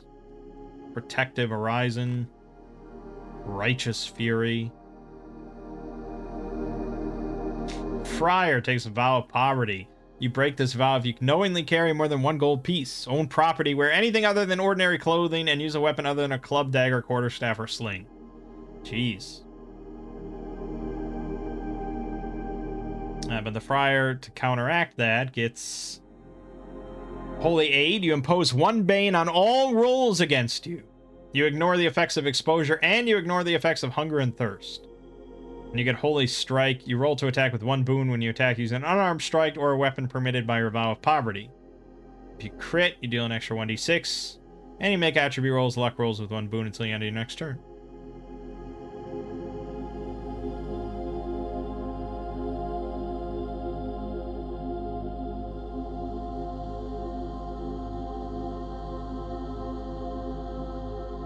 It's kind of a thematic choice overall. I don't know if it's really like the best expert path you could take or anything. But yeah, okay. Godsworn, hell yeah. When you roll to attack while you're not injured, make a luck roll along with your attribute roll. If both rolls result in a success, the attack deals an extra 1d6 damage. If both rolls result in a failure, increase your supply of bonus damage by 1d6 until the end of the next round. Divine Wrath. Holy Resolve. Good. Holy Avenger, also really good. Really cool. Willful Combatant. Substitute will for the attribute you normally use when rolling to attack. You speak a vow of vengeance against an enemy, grant you 1 boon on rolls to attack them, and you deal an extra 2d6 damage. This is sort of one of my favorite classes, builds from 4th edition D&D, was my Avenger, Ovum. So that's right in line with that kind of stuff.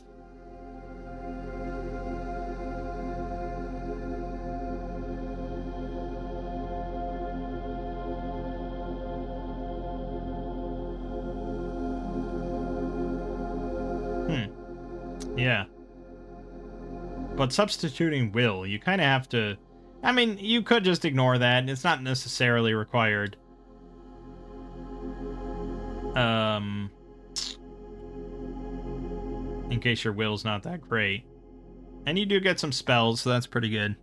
We might end up going with this for Porthos, but we'll see. Inquisitor.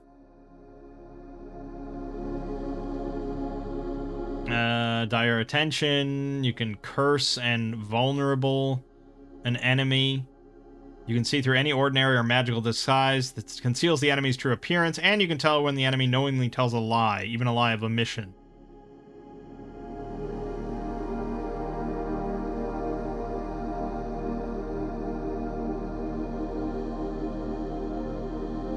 A lot of curses getting thrown out. Which, depending on the other makeups of your party, having a bunch of cursed enemies is really quite nice. Like if you have another ally that is a big debuffer that's throwing out a lot of this like weakened luck ends or vulnerable luck ends, stuff like that, making the enemies quite likely to fail their luck rolls every round. I mean, putting split the skin on a cursed enemy is quite ridiculously good at level 3. Oracle. So, for 1 minute, you invite your deity to infuse your body. Your health increases by 10. You impose 1 bane on rolls against your defense. You make attribute rolls with 1 boon. You're immune to controlled, confused, frightened, held, impaired, stunned, and vulnerable. Your attacks deal an extra 1d6. When the effect ends, you heal 4d6 damage, but you become weakened luck ends. You can use this talent a number of times equal to half your level. So at level 3, that's once per day. But still, that's a pretty great buff for once per day, and you heal 4d6 at the end of it. That's really not too shabby.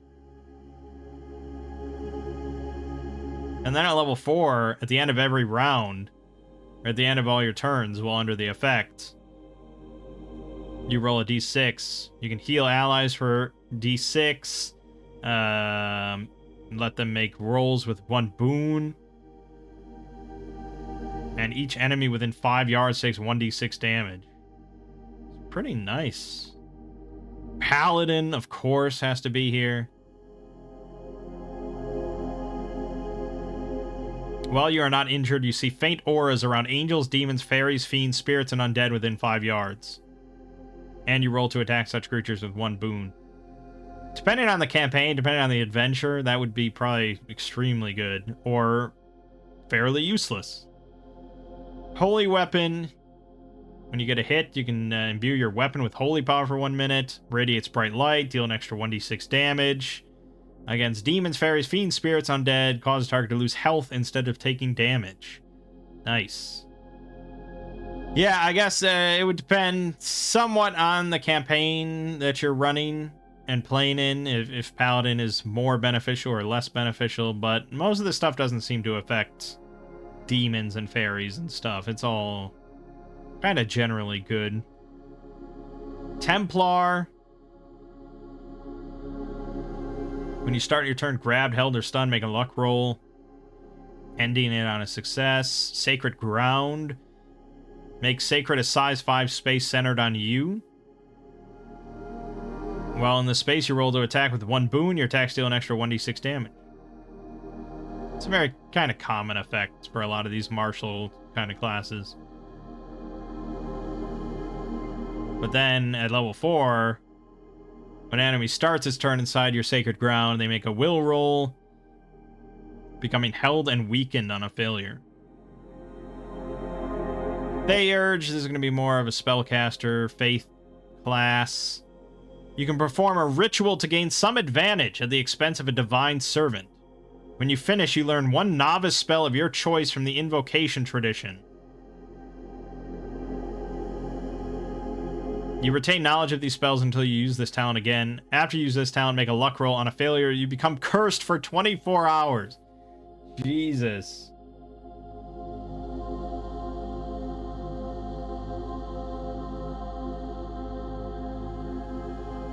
Yeah, I mean, if you have some way to get a boon on your luck rolls, pretty good.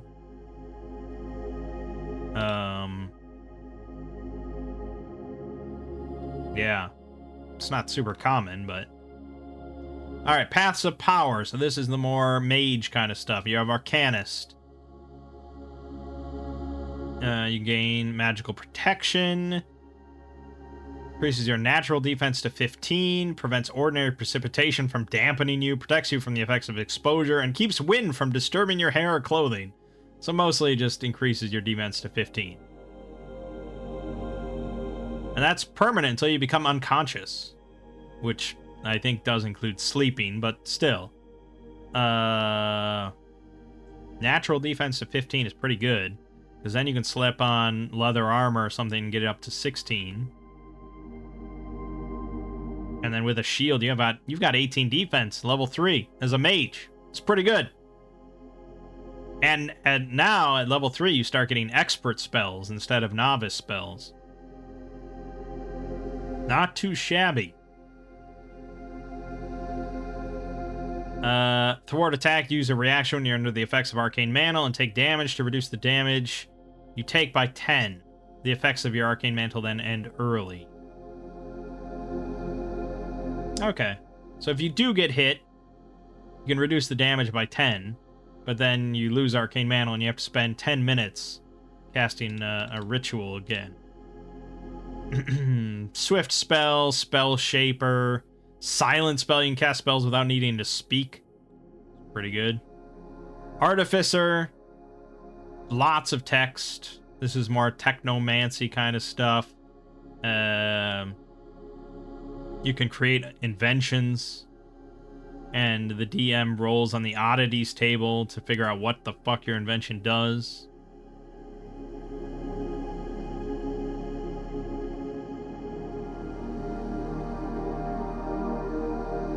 Yeah, I mean, it's fun stuff. Very fun stuff. Druid is, well, they do druid stuff, as you'd expect.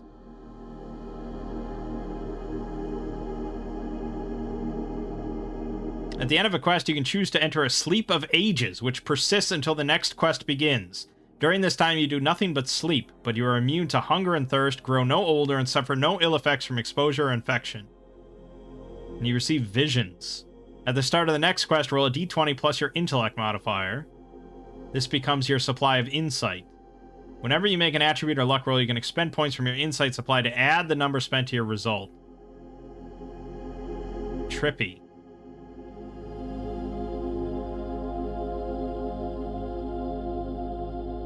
So, I mean, the first part is, like, fine. Basically, you wouldn't be able to do any downtime activities. But, yeah, it's mostly about that second part. But that's for a whole quest. It's for a whole adventure. Which might just be one session, one night. You know, depending on how it's being run. But you might only get it over the course of, like, 4 sessions. And that's not super amazing. Elementalist. Gain 1 magical talent from Aeromancy, Geomancy, Hydromancy, or Pyromancy. Whenever you finish a rest, you can swap out the talent. So yeah, if you're interested in a very classic kind of elemental mage, this would be one to look into. Psychic, my beloved, my favorite class of all time. You can use an action to do a telekinetic slam. Intellect or will roll against strength, taking 4d6 damage and falling prone. And this is at will. You can do this as much as you want. Delicious! And you can target a creature or object. Ugh!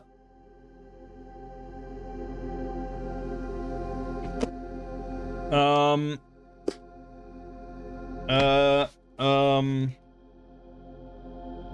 mean, I really like it.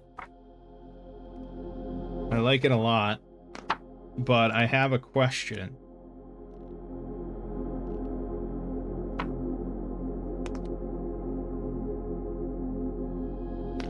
And I don't know if I'm going to find an answer here.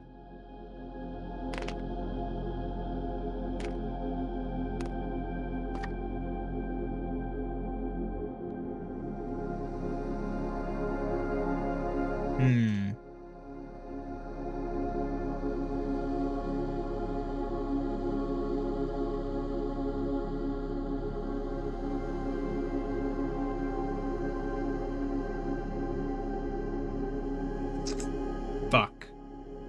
Okay, so the question is, Well, the problem is, really, and it's something that any DM worth their salt would very quickly learn if I was playing this psychic.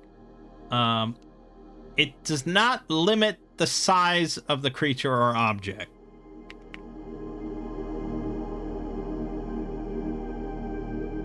We know that any object above the size 5 is then broken down into numerous parts, all size 1. So I suppose there's that. You can't pick up a whole castle because of that rule. But size 5 is pretty big. And you could pick up size 5. But even if you break it down to size 1, and say I target the wall of a castle, am I lifting up size 1 part of that castle? Like, this raises so many more questions than it answers when you're targeting things. I could see a DM kind of pulling their hair out at telekinetic, as I try to telekinetic slam everything in sight. So they'd have to come up with something pretty clear and concise. It doesn't even say unsecured object, which is like a distinction that the rules make. It doesn't even say that, it just says object. And I think most objects don't have attributes, so you automatically succeed. And it's at will. It's pretty fucking nuts. I love it, and I also kind of hate it. But I would never DM for somebody that would even remotely abuse that. So I don't have anything to worry about. But then you can also Thought Rend, targeting a creature within 10 yards. Intellect or will versus will. Taking 3d6 damage, becoming intellect impaired and will impaired. Luck ends both. Which makes it even easier to target them repeatedly. It depends on the target, of course, which one you'd end up doing in combat, if you would do either of them. Because they're at will stuff. But yeah, I mean, most enemies tend to have a lot of strength, and you're going to use Thought Rends, but there are certain ones that you'd slam.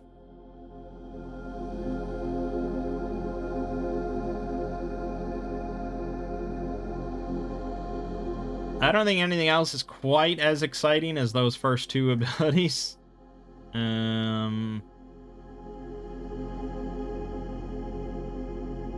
Oh, here you go. You can make an intellect roll or will roll in place of any strength or agility roll you make.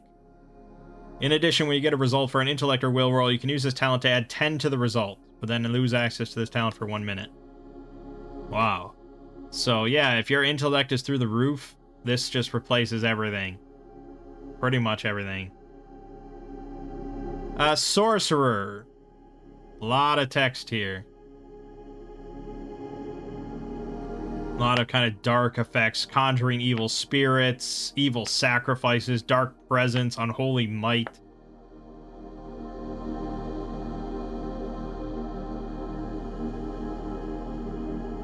You're basically communing with dark agents to get benefits. And that's under sorcerer, kind of interesting, not warlock. Wild Guardian, this is more of like a druid, I guess. You get Blackthorn Staff, Natural Allies, Wild Protection, Shambling Servant. Witch, you can get White Magic, Gray Magic, Black Magic. So White Magic if you're more of a healer, Black if you're more just dealing damage. Gray Magic whenever you make an attribute roll as part of a magical effect you create and you make the roll with 1 boon. That's kind of everything for the most part. Okay. So, yeah, very different, you know. The witch in Demon Lord was pretty good. It was a good witch, kind of a white witch sort of thing. Here, though, there's options. Wizard, classic wizard path. You get the grimoire. Make intellect rolls with 1 boon, blah, blah, blah. Choose 4 novice spells from any tradition to add to your grimoire. You can spend 1 hour after you rest to study it, exchanging spells, blah, blah, blah. Get Wizard Sight. Magic Savant. And then Paths of Skill. I know this is taking quite a while, but we're looking at all the expert paths. They're cool. Annihilator. You can use an action to release a blast of chaotic energy from your hand. 1d6 damage per level. Crits extra 2d6.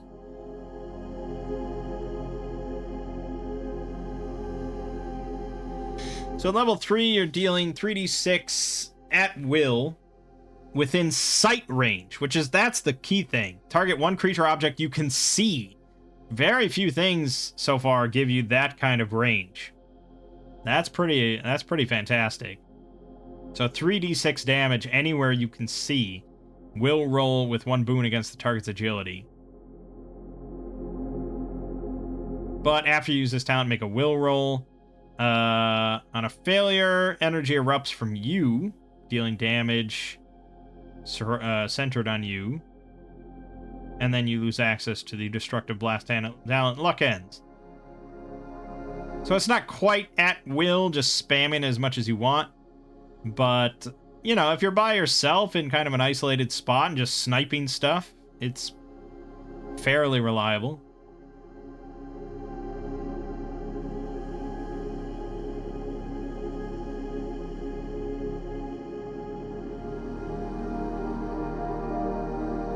Wow. So if you crit on Destructive Blast, you become cursed, luck ends, and you regard all creatures as enemies. Jeez.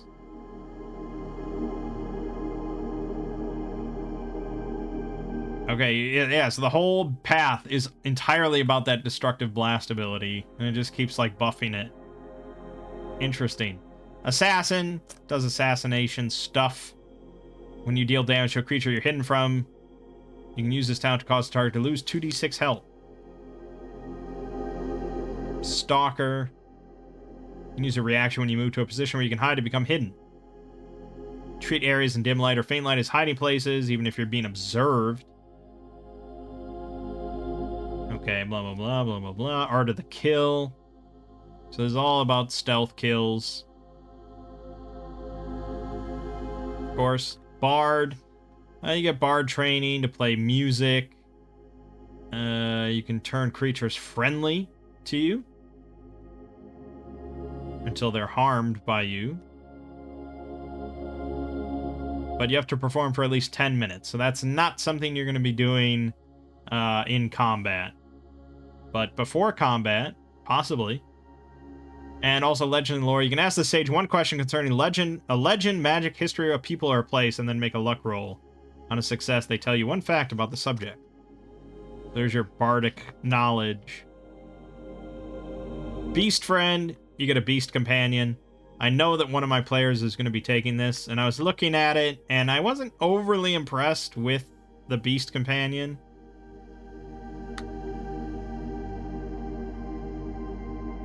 For one, this is meant to be pretty strictly a melee build, because at level 4, if your companion's spirit is in your body, your melee weapon attacks deal an extra 1d6 damage.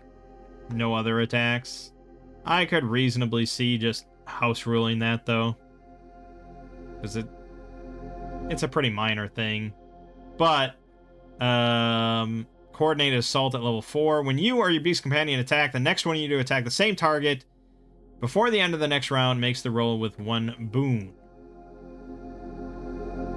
When your companion successfully attacks and you are within 5 yards, you can apply some or all of your bonus damage to the companion's attack, provided you have bonus damage remaining. And your beast companion gets better as time goes on. He starts at level 3 here with 10 defense, 20 health. Plus 2 on the attack, dealing 1d6 damage. It's not amazing, but if he doesn't ever get targeted, it's something. But he's not going to have any boons or anything. At level 4, with coordinated assault, he gets a boon, which you'll probably want to organize that. But he still is not amazing, and his damage doesn't go up. It's not until level 6 where he gets a bump up to 30 health, still 10 defense. He gets all attacks with 1 boon, dealing 2d6 damage.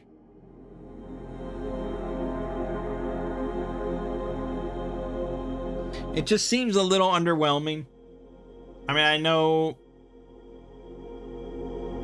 I don't know, 10 defense just seems like it's constantly going to get hit if it's targeted. It's just going to get slaughtered. I mean, at level 3, 20 health. It's pretty possible for it to die in 2 hits in basically any major combat. And dealing 1d6 damage with a +2 to the roll. I don't know. It seems underwhelming, and I'm not someone that's ever taken stuff like this. I don't care for that kind of playstyle. But like I said, one of my players always picks this kind of stuff. And I don't know how impressed she'll be with that. Inheritor, you get a relic weapon. Any type of melee weapon. It's a unique thing. Grants 1 boons on rolls to attack. Damage increased by 1d6. The weapon imposes 1 bane on rolls to attack you. And you can have the weapon teleport to you from anywhere. Then at level 4, it gets a special quality. Becomes a true kind of magic weapon with a special effect. And it gets better from there. And it's all about that one special weapon. I think it's a pretty nice path. It's not bad. I could probably see Grom taking it, to be honest.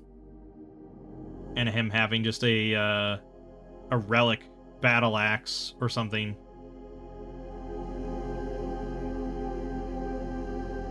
Yeah, it's not bad. Jester. You're all about insulting targets and stuff. So if you insult somebody, they attack you with 1. So the creature makes rolls to attack you and against you with 1 boon until you're starting your next turn. But every other creature that can hear you makes a will roll. And if they fail, they become confused and vulnerable. Luck ends both from laughing at your joke. It's a very interesting playstyle there. You can also use your reaction when you take damage. Blah, blah, blah. Each creature within 5 yards can see you makes a will roll. Allies make the roll with 1 boon. On a failure, creatures become confused until the end of your next turn. I don't know. It's all about debuffs and just kind of weird shenanigans and stuff. Mountebank. You can intellect impair, will impair enemies, blah, blah, blah. You make rolls to attack intellect or impaired or will impair targets with 1 boon. Again, if you have an ally that does a lot of stuff against intellect or will, having a character like this is pretty great. Physician, this is all non-magical healing and things like that. Removing poison, vulnerable. You can regain health and stuff. If you're looking to just be a healer that doesn't want to go into all the magical stuff and still wants to be, you know, just doing melee combat or something simple without spells, there's the Physician. Scout, this is for the lone wolves out there that want to be at least 5 yards away from any ally. Probably with a ranged weapon, but not necessarily.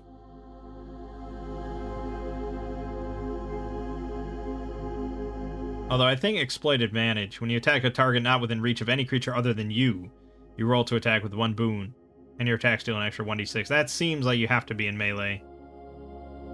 Spellfighter, if you want to combine spells and melee in a very direct way. You can imbue your weapon with magical energy, get spell strike, battle casting. Thief, all about thieving shit. I don't have to read it. You know, it's about thievery and doing thiefy stuff. Warlock gets a lot of text. Hellfire Blast, Magical Doom, Hellfire Blade. Yeah. So, you know, kind of some melee stuff involved there as well.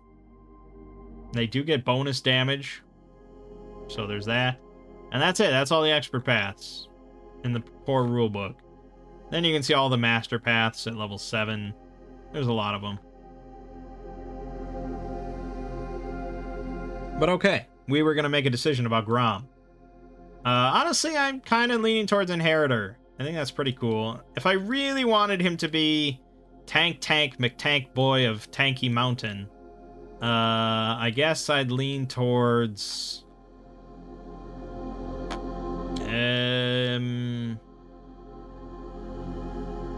maybe Veteran. Maybe Veteran. He could get the defense +1 right away. He'd roll to attack with 1 boon, increase the reach of his melee weapons by 1. He'd get back on my feet at level 6 to heal 66 damage 3 times per day.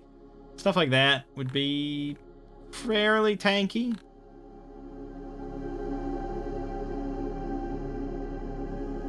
Beyond that, Gladiator for Dastardly Trick.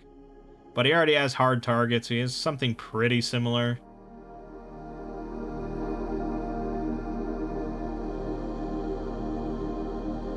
Yeah. I'd probably lean in that direction if I wanted to really be tanky. I think Veteran is quite solid, but I want one character that just doesn't have any spells, so we're going to stick with this, and we're going to go with Inheritor. Not completely absent of magic. He will have a magic battle axe, but yeah, no spells for him. Now I lost it. Fuck, where did it go? Here. Okay. So we're going to put in Inheritor as his expert path. He's going to increase 2 attributes by 1 each. So that's going to be Strength, of course. And we'll go with Will.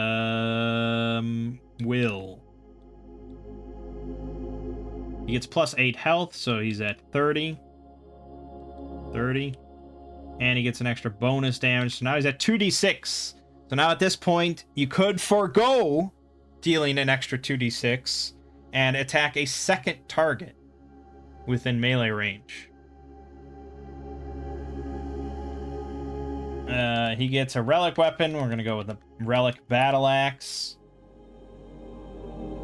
Magical, immune to damage. Grants 1 boon on rolls to attack with it. Damage increases by 1d6. And while you're wielding the weapon and not unconscious, imposes 1 bane on rolls to attack you. So he's going to deal 2 banes on any rolls to attack him for a lot of things. But yeah, +4 now he gets. So he's swinging with +4 and technically 2 boons. Pretty great. And it's going to deal 3d6 damage one-handed. It's also versatile, brutal, slow. So I guess slow. He can't attack 2 things at once, unless he wants to switch to his mace. You can use an action to cause his weapon to teleport to his hand from anywhere in the world. We'll put that all relic weapon teleport to hand from anywhere. Okay, that's it. That's Inheritor. It's pretty simple. There's nothing else to change there. Not a complicated class. I'd recommend it probably to a lot of people that just want a simple fighter that doesn't have all sorts of tricks or anything. It's just, yeah, you're a fighter with a cool weapon. That's it. Okay. That's Grom. Done. Next we have Garvis. I suppose we probably want to double down a bit more on his rangeness, his archery stuff, shooting arrows and blah blah blah. So we probably actually might want to look at the battle paths if we don't care too much about extra stuff. So we could look at Ranger. So If you take the initiative during the first round of combat, you add 10 to the result of any roll to attack you make during your turn, and your attacks during that turn deal an extra 1d6 damage. When you end your turn, you gain 1 reaction, which you keep until you use it or the combat ends. So it's only during the very first round of combat, taking the initiative, which he would most of the time, but it's fairly limited in how many you're going to get out of it. Expert Tracker is kind of useless for us in solo role-playing here, and Wilderness Lore, pretty useless for us. So at level 4, he would get bonus damage at 3 and 4, which is good. At level 4, he'd get Wild Might. Pretty much, if he hits on an attack roll and the number rolled on the d20 was even, he deals an extra 1d6. And he can use a reaction when a creature within 5 yards makes a roll to attack to help or hinder that creature, which is kind of nice, but he tends to take the initiative. So reactions are of minimal use.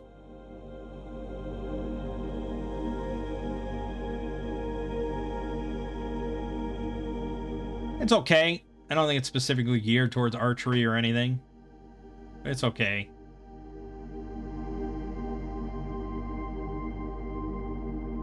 Myrmidon does benefit the longbow, which he doesn't have, but will probably buy at this point. Except... Oh no, you gain a longbow. You gain a longsword, longbow, and a sword. But I don't think he can use them.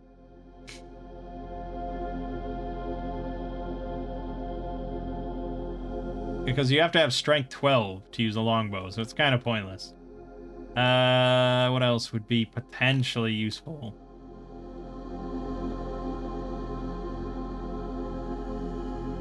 There's not a lot of ranged options here, to be honest. Sort of weird.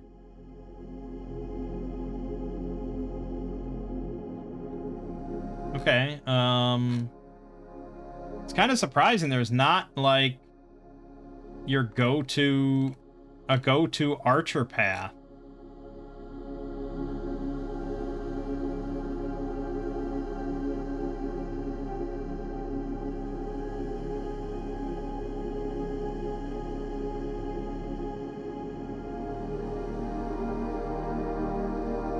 I mean, honestly, Inheritor is also pretty good. You could have a relic short bow or something.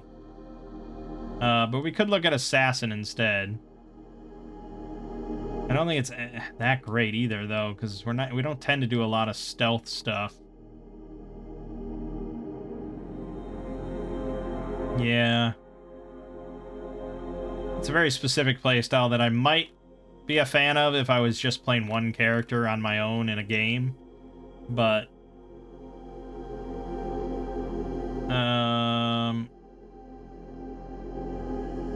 yeah, I'm probably still leaning Ranger just because it is going to give more bonus damage. And unless I wanted to lean more into spells, which I could go down the war path or something. Let me just look at the war tradition, which is what mostly benefits combat characters. So we could jump straight to expert war spells if we took something like that. But I think it's mostly melee. Yeah, it's...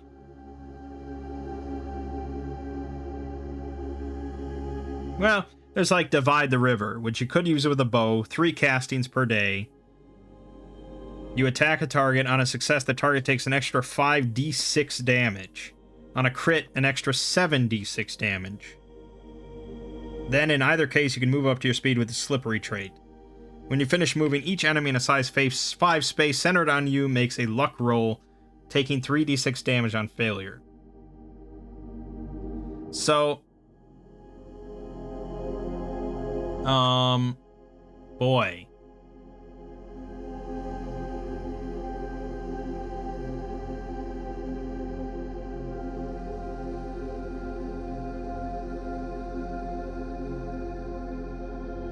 So say we took Godsworn for some reason, and Garvis discovered God.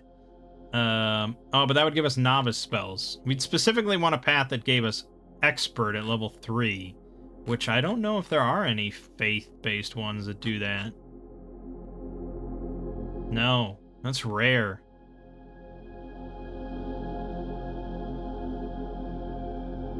And if you're getting expert spells at level 3, you're not getting bonus damage. That's the trade-off.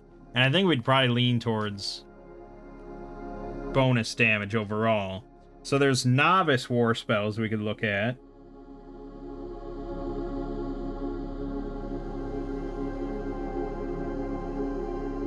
But all of them are one casting each. So it's kind of minimal. I think you'd probably more benefit from just taking a martial path and calling it a day. You know, you could take something like Bard or blah blah blah. Jester. There is Scout, which would give a bonus damage at 3, but then you don't get one at 4 or 6. So you'd fall behind compared to taking Ranger. Yeah, honestly, I guess if he just wants to shoot, it's not perfectly geared towards, but it's pretty good. Just taking Ranger will give him constant bonus damage, a good amount of health, and some other benefits. But he's a very simple character, and there definitely I have players that would just take that, you know, and just be like, yeah, I just want to deal an extra 66 damage every turn, and I don't want to think about it. You know, there's people like that. So we'll have Garvis be one of those kind of people, and we will give him Ranger. So he increases 2 attributes by 1 each. Obviously going to be Agility to a +5. And we'll bump up his Strength to +1. He gets an extra 12 health, bumping him up to 30.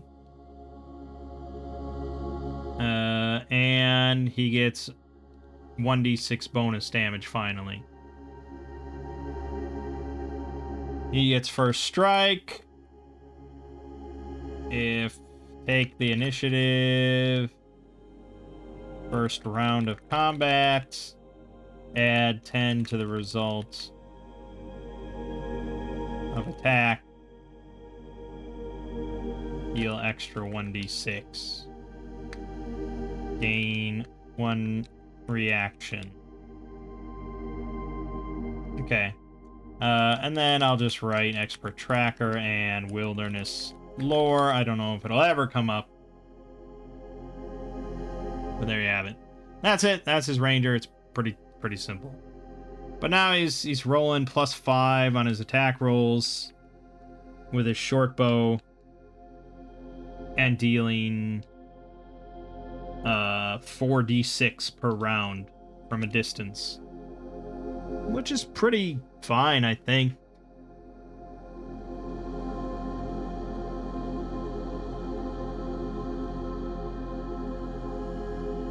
I think it's pretty fine.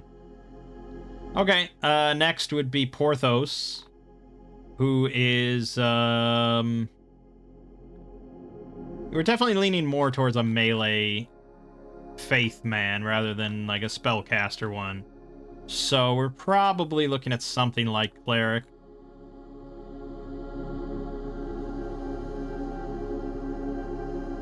I don't know if there's any faith path that gives you bonus damage at 3. Not even Holy Avenger gives you bonus damage at 3. So if we wanted 2d6 bonus damage right now, we'd have to dip into melee. But honestly, I'm curious to look at more divination stuff. Or invocation stuff, either one, really. So I think if we want to keep it simple here, I'm probably looking at Paladin or maybe Holy Avenger. Maybe Godsworn could be fun.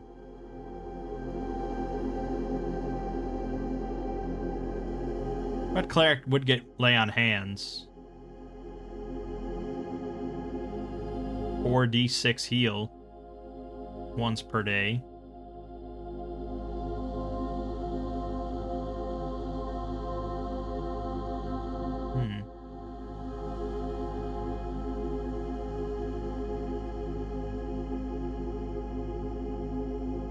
Alright, let's just go with Cleric. We'll keep it simple. So that's going to increase 2 attributes by 1 each. Strength is going to be one of them. And will be another one of them. He's going to increase his health by 8, putting him at 26. And he gets 1 tradition and 1 novice spell. So we can discover another talent for the ones we have, or a whole new tradition if we wanted to go into like war or something. Divination talents.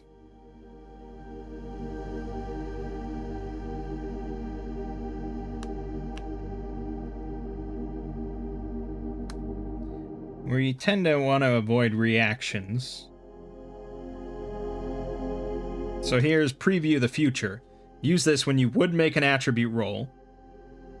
You make a luck roll. On a success, adding 10 to the result of your attribute roll. On a failure, make the attribute roll with 1 bane. You can use this talent once per day, twice at level 3. Okay, so we could use it twice per day. If we say like, oh well, we really need this roll to succeed.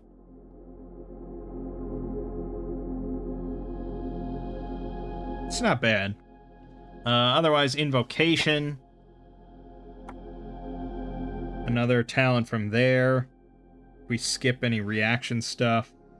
Grant Sanctuary is an action to target 1 creature you can see within 10 yards. For 1 minute, enemies must choose targets for their attacks and harmful effects from anyone other than the target of this talent. This effect ends early if the target harms another creature. Yeah, fairly slim. It's okay. Say we wanted to get into war then. A war talent would be... Let's see.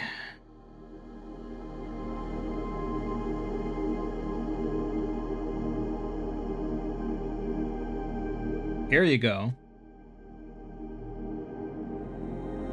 Arcane Warrior. You can substitute intellect or will for the attribute you would normally use for rolls to attack.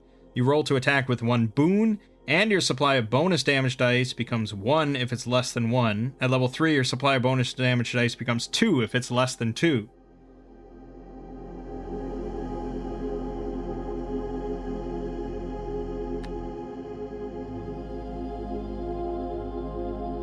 It's not bad. And it'd be another boon on all our rolls to attack. Which means that we normally roll all our attacks with 2 boons. Pretty good. Alright, let's grab it. War. Arcane Warrior. We can skip the part about rolling with will or intellect, because it's... whatever. Roll to attack with 1 boon. Damage dice becomes 2.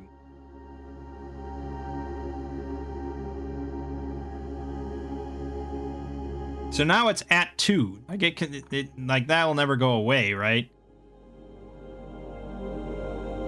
It's not like at level 4 when I gain bonus damage, it rechecks that and it's like, oh well, now it would be 2, so you don't get the Arcane Warrior benefit.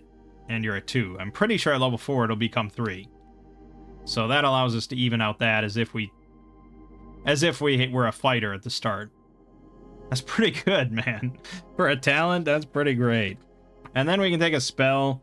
Like I said, all the novice war spells are 1 casting per day. There's some decent stuff here, though. It's just... I'm always wary of, like, once per day kind of shit. I know we've used Wall of Radiance to really good effect, and I do love it, but I don't know if anything here is quite that impactful.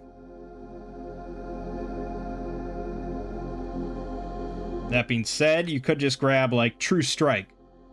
Once per day, you roll damage as if you had succeeded with a roll to attack, and the attack deals an extra 1d6. Just doesn't matter what you're striking, you hit, and deal extra damage. Once per day, you might really want that. That's not bad. there's a lot of other fun stuff here, no doubt. Half of it is reaction stuff. There's Cascade of Strikes. Any number of creatures around you in a size 5 space. You strike all of them at once. Each target takes 1d6 damage and then makes a strength roll. On a failure, taking an extra 2d6 damage. So when you're starting to, and we do definitely lack AoE, for no doubt. But I don't know. True Strike seems pretty good. Yeah, let's just take it. We'll just take it. I'm sure that it'll get used every day. Casting 1. One enemy within reach gets hit for extra 1d6. Alright. Then we also have this Cleric Special, Divine Decree, which is a lot of text. Target up to 3 enemies within 10. Each makes will roll with 1 Bane, becoming cursed. Luck ends. While cursed, first time each round they take damage. Take an extra 1d6. And this is once per minute. Okay, and then lay on hands. Heal creature for 4d6 or regain 1d6 health. Use half.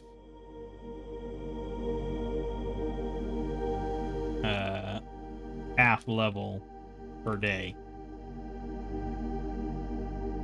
Yeah, okay. That's that. Now this video is running pretty fucking long. Oh, God. I mean, hey, I used to do just, like, reading RPG book videos. Those were pretty lengthy. Last, we have our Euclid for Mage. Obviously, we want to grab something that's just very magey and mage-oriented. I would lean towards Arcanist. I think it's very solid. It's just like the kind of mage path without getting complicated or getting weird. Yeah, all the rest is just like extensive amounts of options, whereas Arcanist is just like, yeah, the spell options are enough complexity for me, so let's not confuse this anymore. So we're going to increase intellect by 1. And will by 1. They're no longer equal, annoyingly. Up to 18 health now. And we get Arcane Mantle, which is a ritual to gain a magic bubble. Defense becomes... Sorry, natural defense, that's an important distinction, becomes 15. And then other shit I don't care about. Thwart attack. Use a reaction when damaged to end Arcane Mantle and reduce by 10. Good.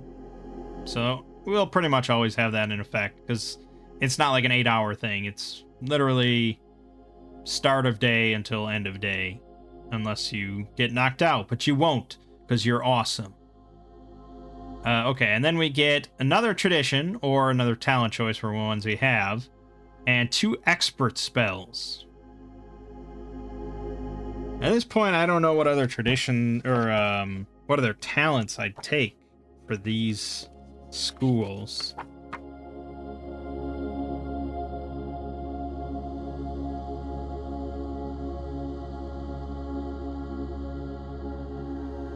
Maybe Entropic Power for Destruction would be pretty good, though. You can use the talent whenever you cast a destruction spell. It's not a reaction. for 1 minute, unless you become unconscious. Whenever you deal damage from a spell you cast or a magical talent you use, the target takes an extra 1d6 damage. At the end of each round, the ground within 3 yards of you fractures to become challenging terrain. And when this effect ends, make a strength roll. On a failure, losing 1d6 health. We can use it twice per day. But you activates when you cast a destruction spell, but then the buff of extra 1d6 damage is on any spell. It's not amazing, and as time goes on, it gets less effective. 1d6 is not that impactful.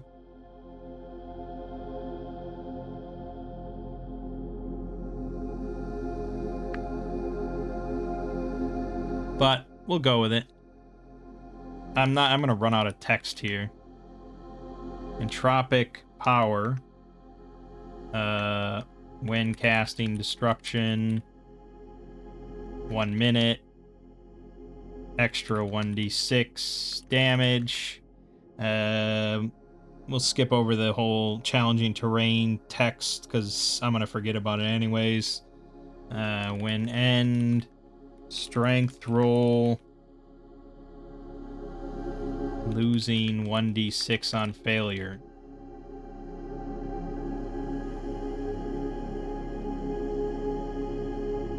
.1d6 health, specifically on failure. Okay. And then we get 2 expert spells. Oh, let's look at alteration first. We're nearly done. In case you're desperately waiting for it to be done. Expert alteration spells. Change size. We can cause a creature to grow giant size or shrink down to mouse size. Grants 1 boon on rolls against its defense. Makes strength rolls with 1 boon. Imposes 1 bane roll. Health increases by 40, and its melee attacks deal an extra 2d6 damage. Damn, dude. Put that shit on Grom, and he's just decimating. Although it only triples his size. Which isn't as impactful. So probably put it on Porthos. Shrink. A target size becomes 1/8. 1/8. Imposes 2 banes on rolls against its defense. Blah, blah, blah. Makes agility rolls with 1 boon. Target deals half damage on all attacks. All attacks. Wow. Oh, here you go. Mass healing. Any number of creatures inside a size 5 space centered on you heals for 5d6. That's once per day. Or moderate healing 3 times per day. 1 creature heals 66. Both are pretty good, but I'd probably lean towards moderate healing. I'm just going to take moderate healing because I think that's viable. It's funny that he became our healer, but heal within 5 for 66. Okay. Astromancy. Let's look at that. Expert spells. Some sort of big AoE or something. Here you go. Boom. Sunburn.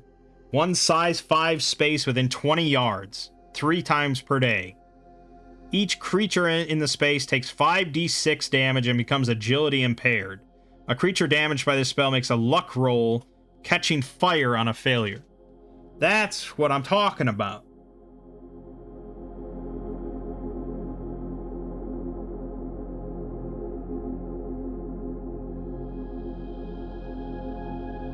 There's some other cool stuff here, but I want that. I want sunburn. So we're gonna write that in. Sunburn. Castings 3. 1 size 5 space within 20.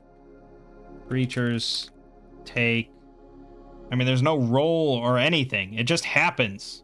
It just happens. Every creature there just takes 5d6 damage. I love it. Damage. Luck. No, agility impaired. Luck ends. And luck roll failure equals catching fire. Luck ends. It's just good. It's just like it. All right, we're going to be raining fire down. And we can heal. We can hurt and we can heal. We can do everything. We got an arcane mantle. It's going to be great. This is going to be great. Okay, that took longer than the finale, for sure. But we looked over all the expert paths. There's a lot of fun stuff there. I definitely think there is still room, though, for more expert paths. I wouldn't mind seeing, like, a dedicated ranged path of any kind. I don't think there's a single one that's like, yep, if you like bows, take this path. Where there's plenty that are specifically melee, so I'm not sure why there isn't a dedicated archer one. I could see myself making an archer expert path. From the sound of it, like, we're not going to get a whole lot of more support for Shadow of the Weird Wizard. Specifically, it sounds like the creator, the author, whatever, is moving on to doing the Demon Lord engine, which is going to be a setting agnostic sort of system. It's a bit darker. It's going to be darker and less heroic than Weird Wizard is, but it's going to be usable for, like, any sort of setting or genre. I don't know how I really feel about that. I don't tend to like setting agnostic stuff. I'd almost prefer Shadow of the Demon Lord 2nd edition over a setting agnostic thing, but I'll definitely give it a look. So there's not going to be much for Weird Wizard from what he said, aside from modules, adventures. We are getting the Bestiary book, I guess, but I don't know how many other supplements there's going to be that add paths. So I could see myself making an archer one at the very least. Just because I figure at least one of my players would probably be interested in, like, a simple but effective archer path. And yeah, you could just take Inheritor and it's pretty good, but it's not quite designed for archery. So, I don't know. We'll see. Okay, where do we go from here if I wanted to keep playing with these characters? Which I kind of do, because now we're level 3 and we got so many more fun toys to play with, and then we're, like, powerful. We'd move on to expert tier play at level 3. So things start really getting bumped up. As you can see with all our health increases and blah, blah, blah. Things get exciting.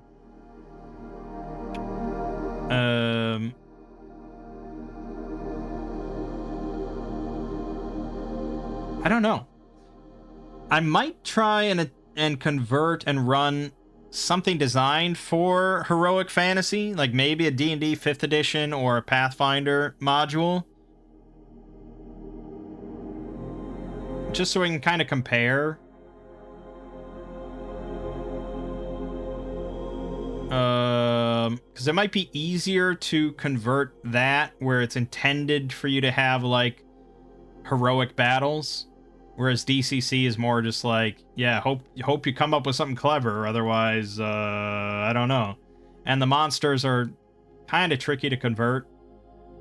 And I don't know. We'll see, but I do want to run some sort of level 3 adventure with these characters so we can experience expert tier. But I have talked for quite long enough. So for now, my name is Mang. This has been Solo Role Manging, Shadow of the Weird Wizard, Shadow of the Beakmen. I'll see you fine folks around.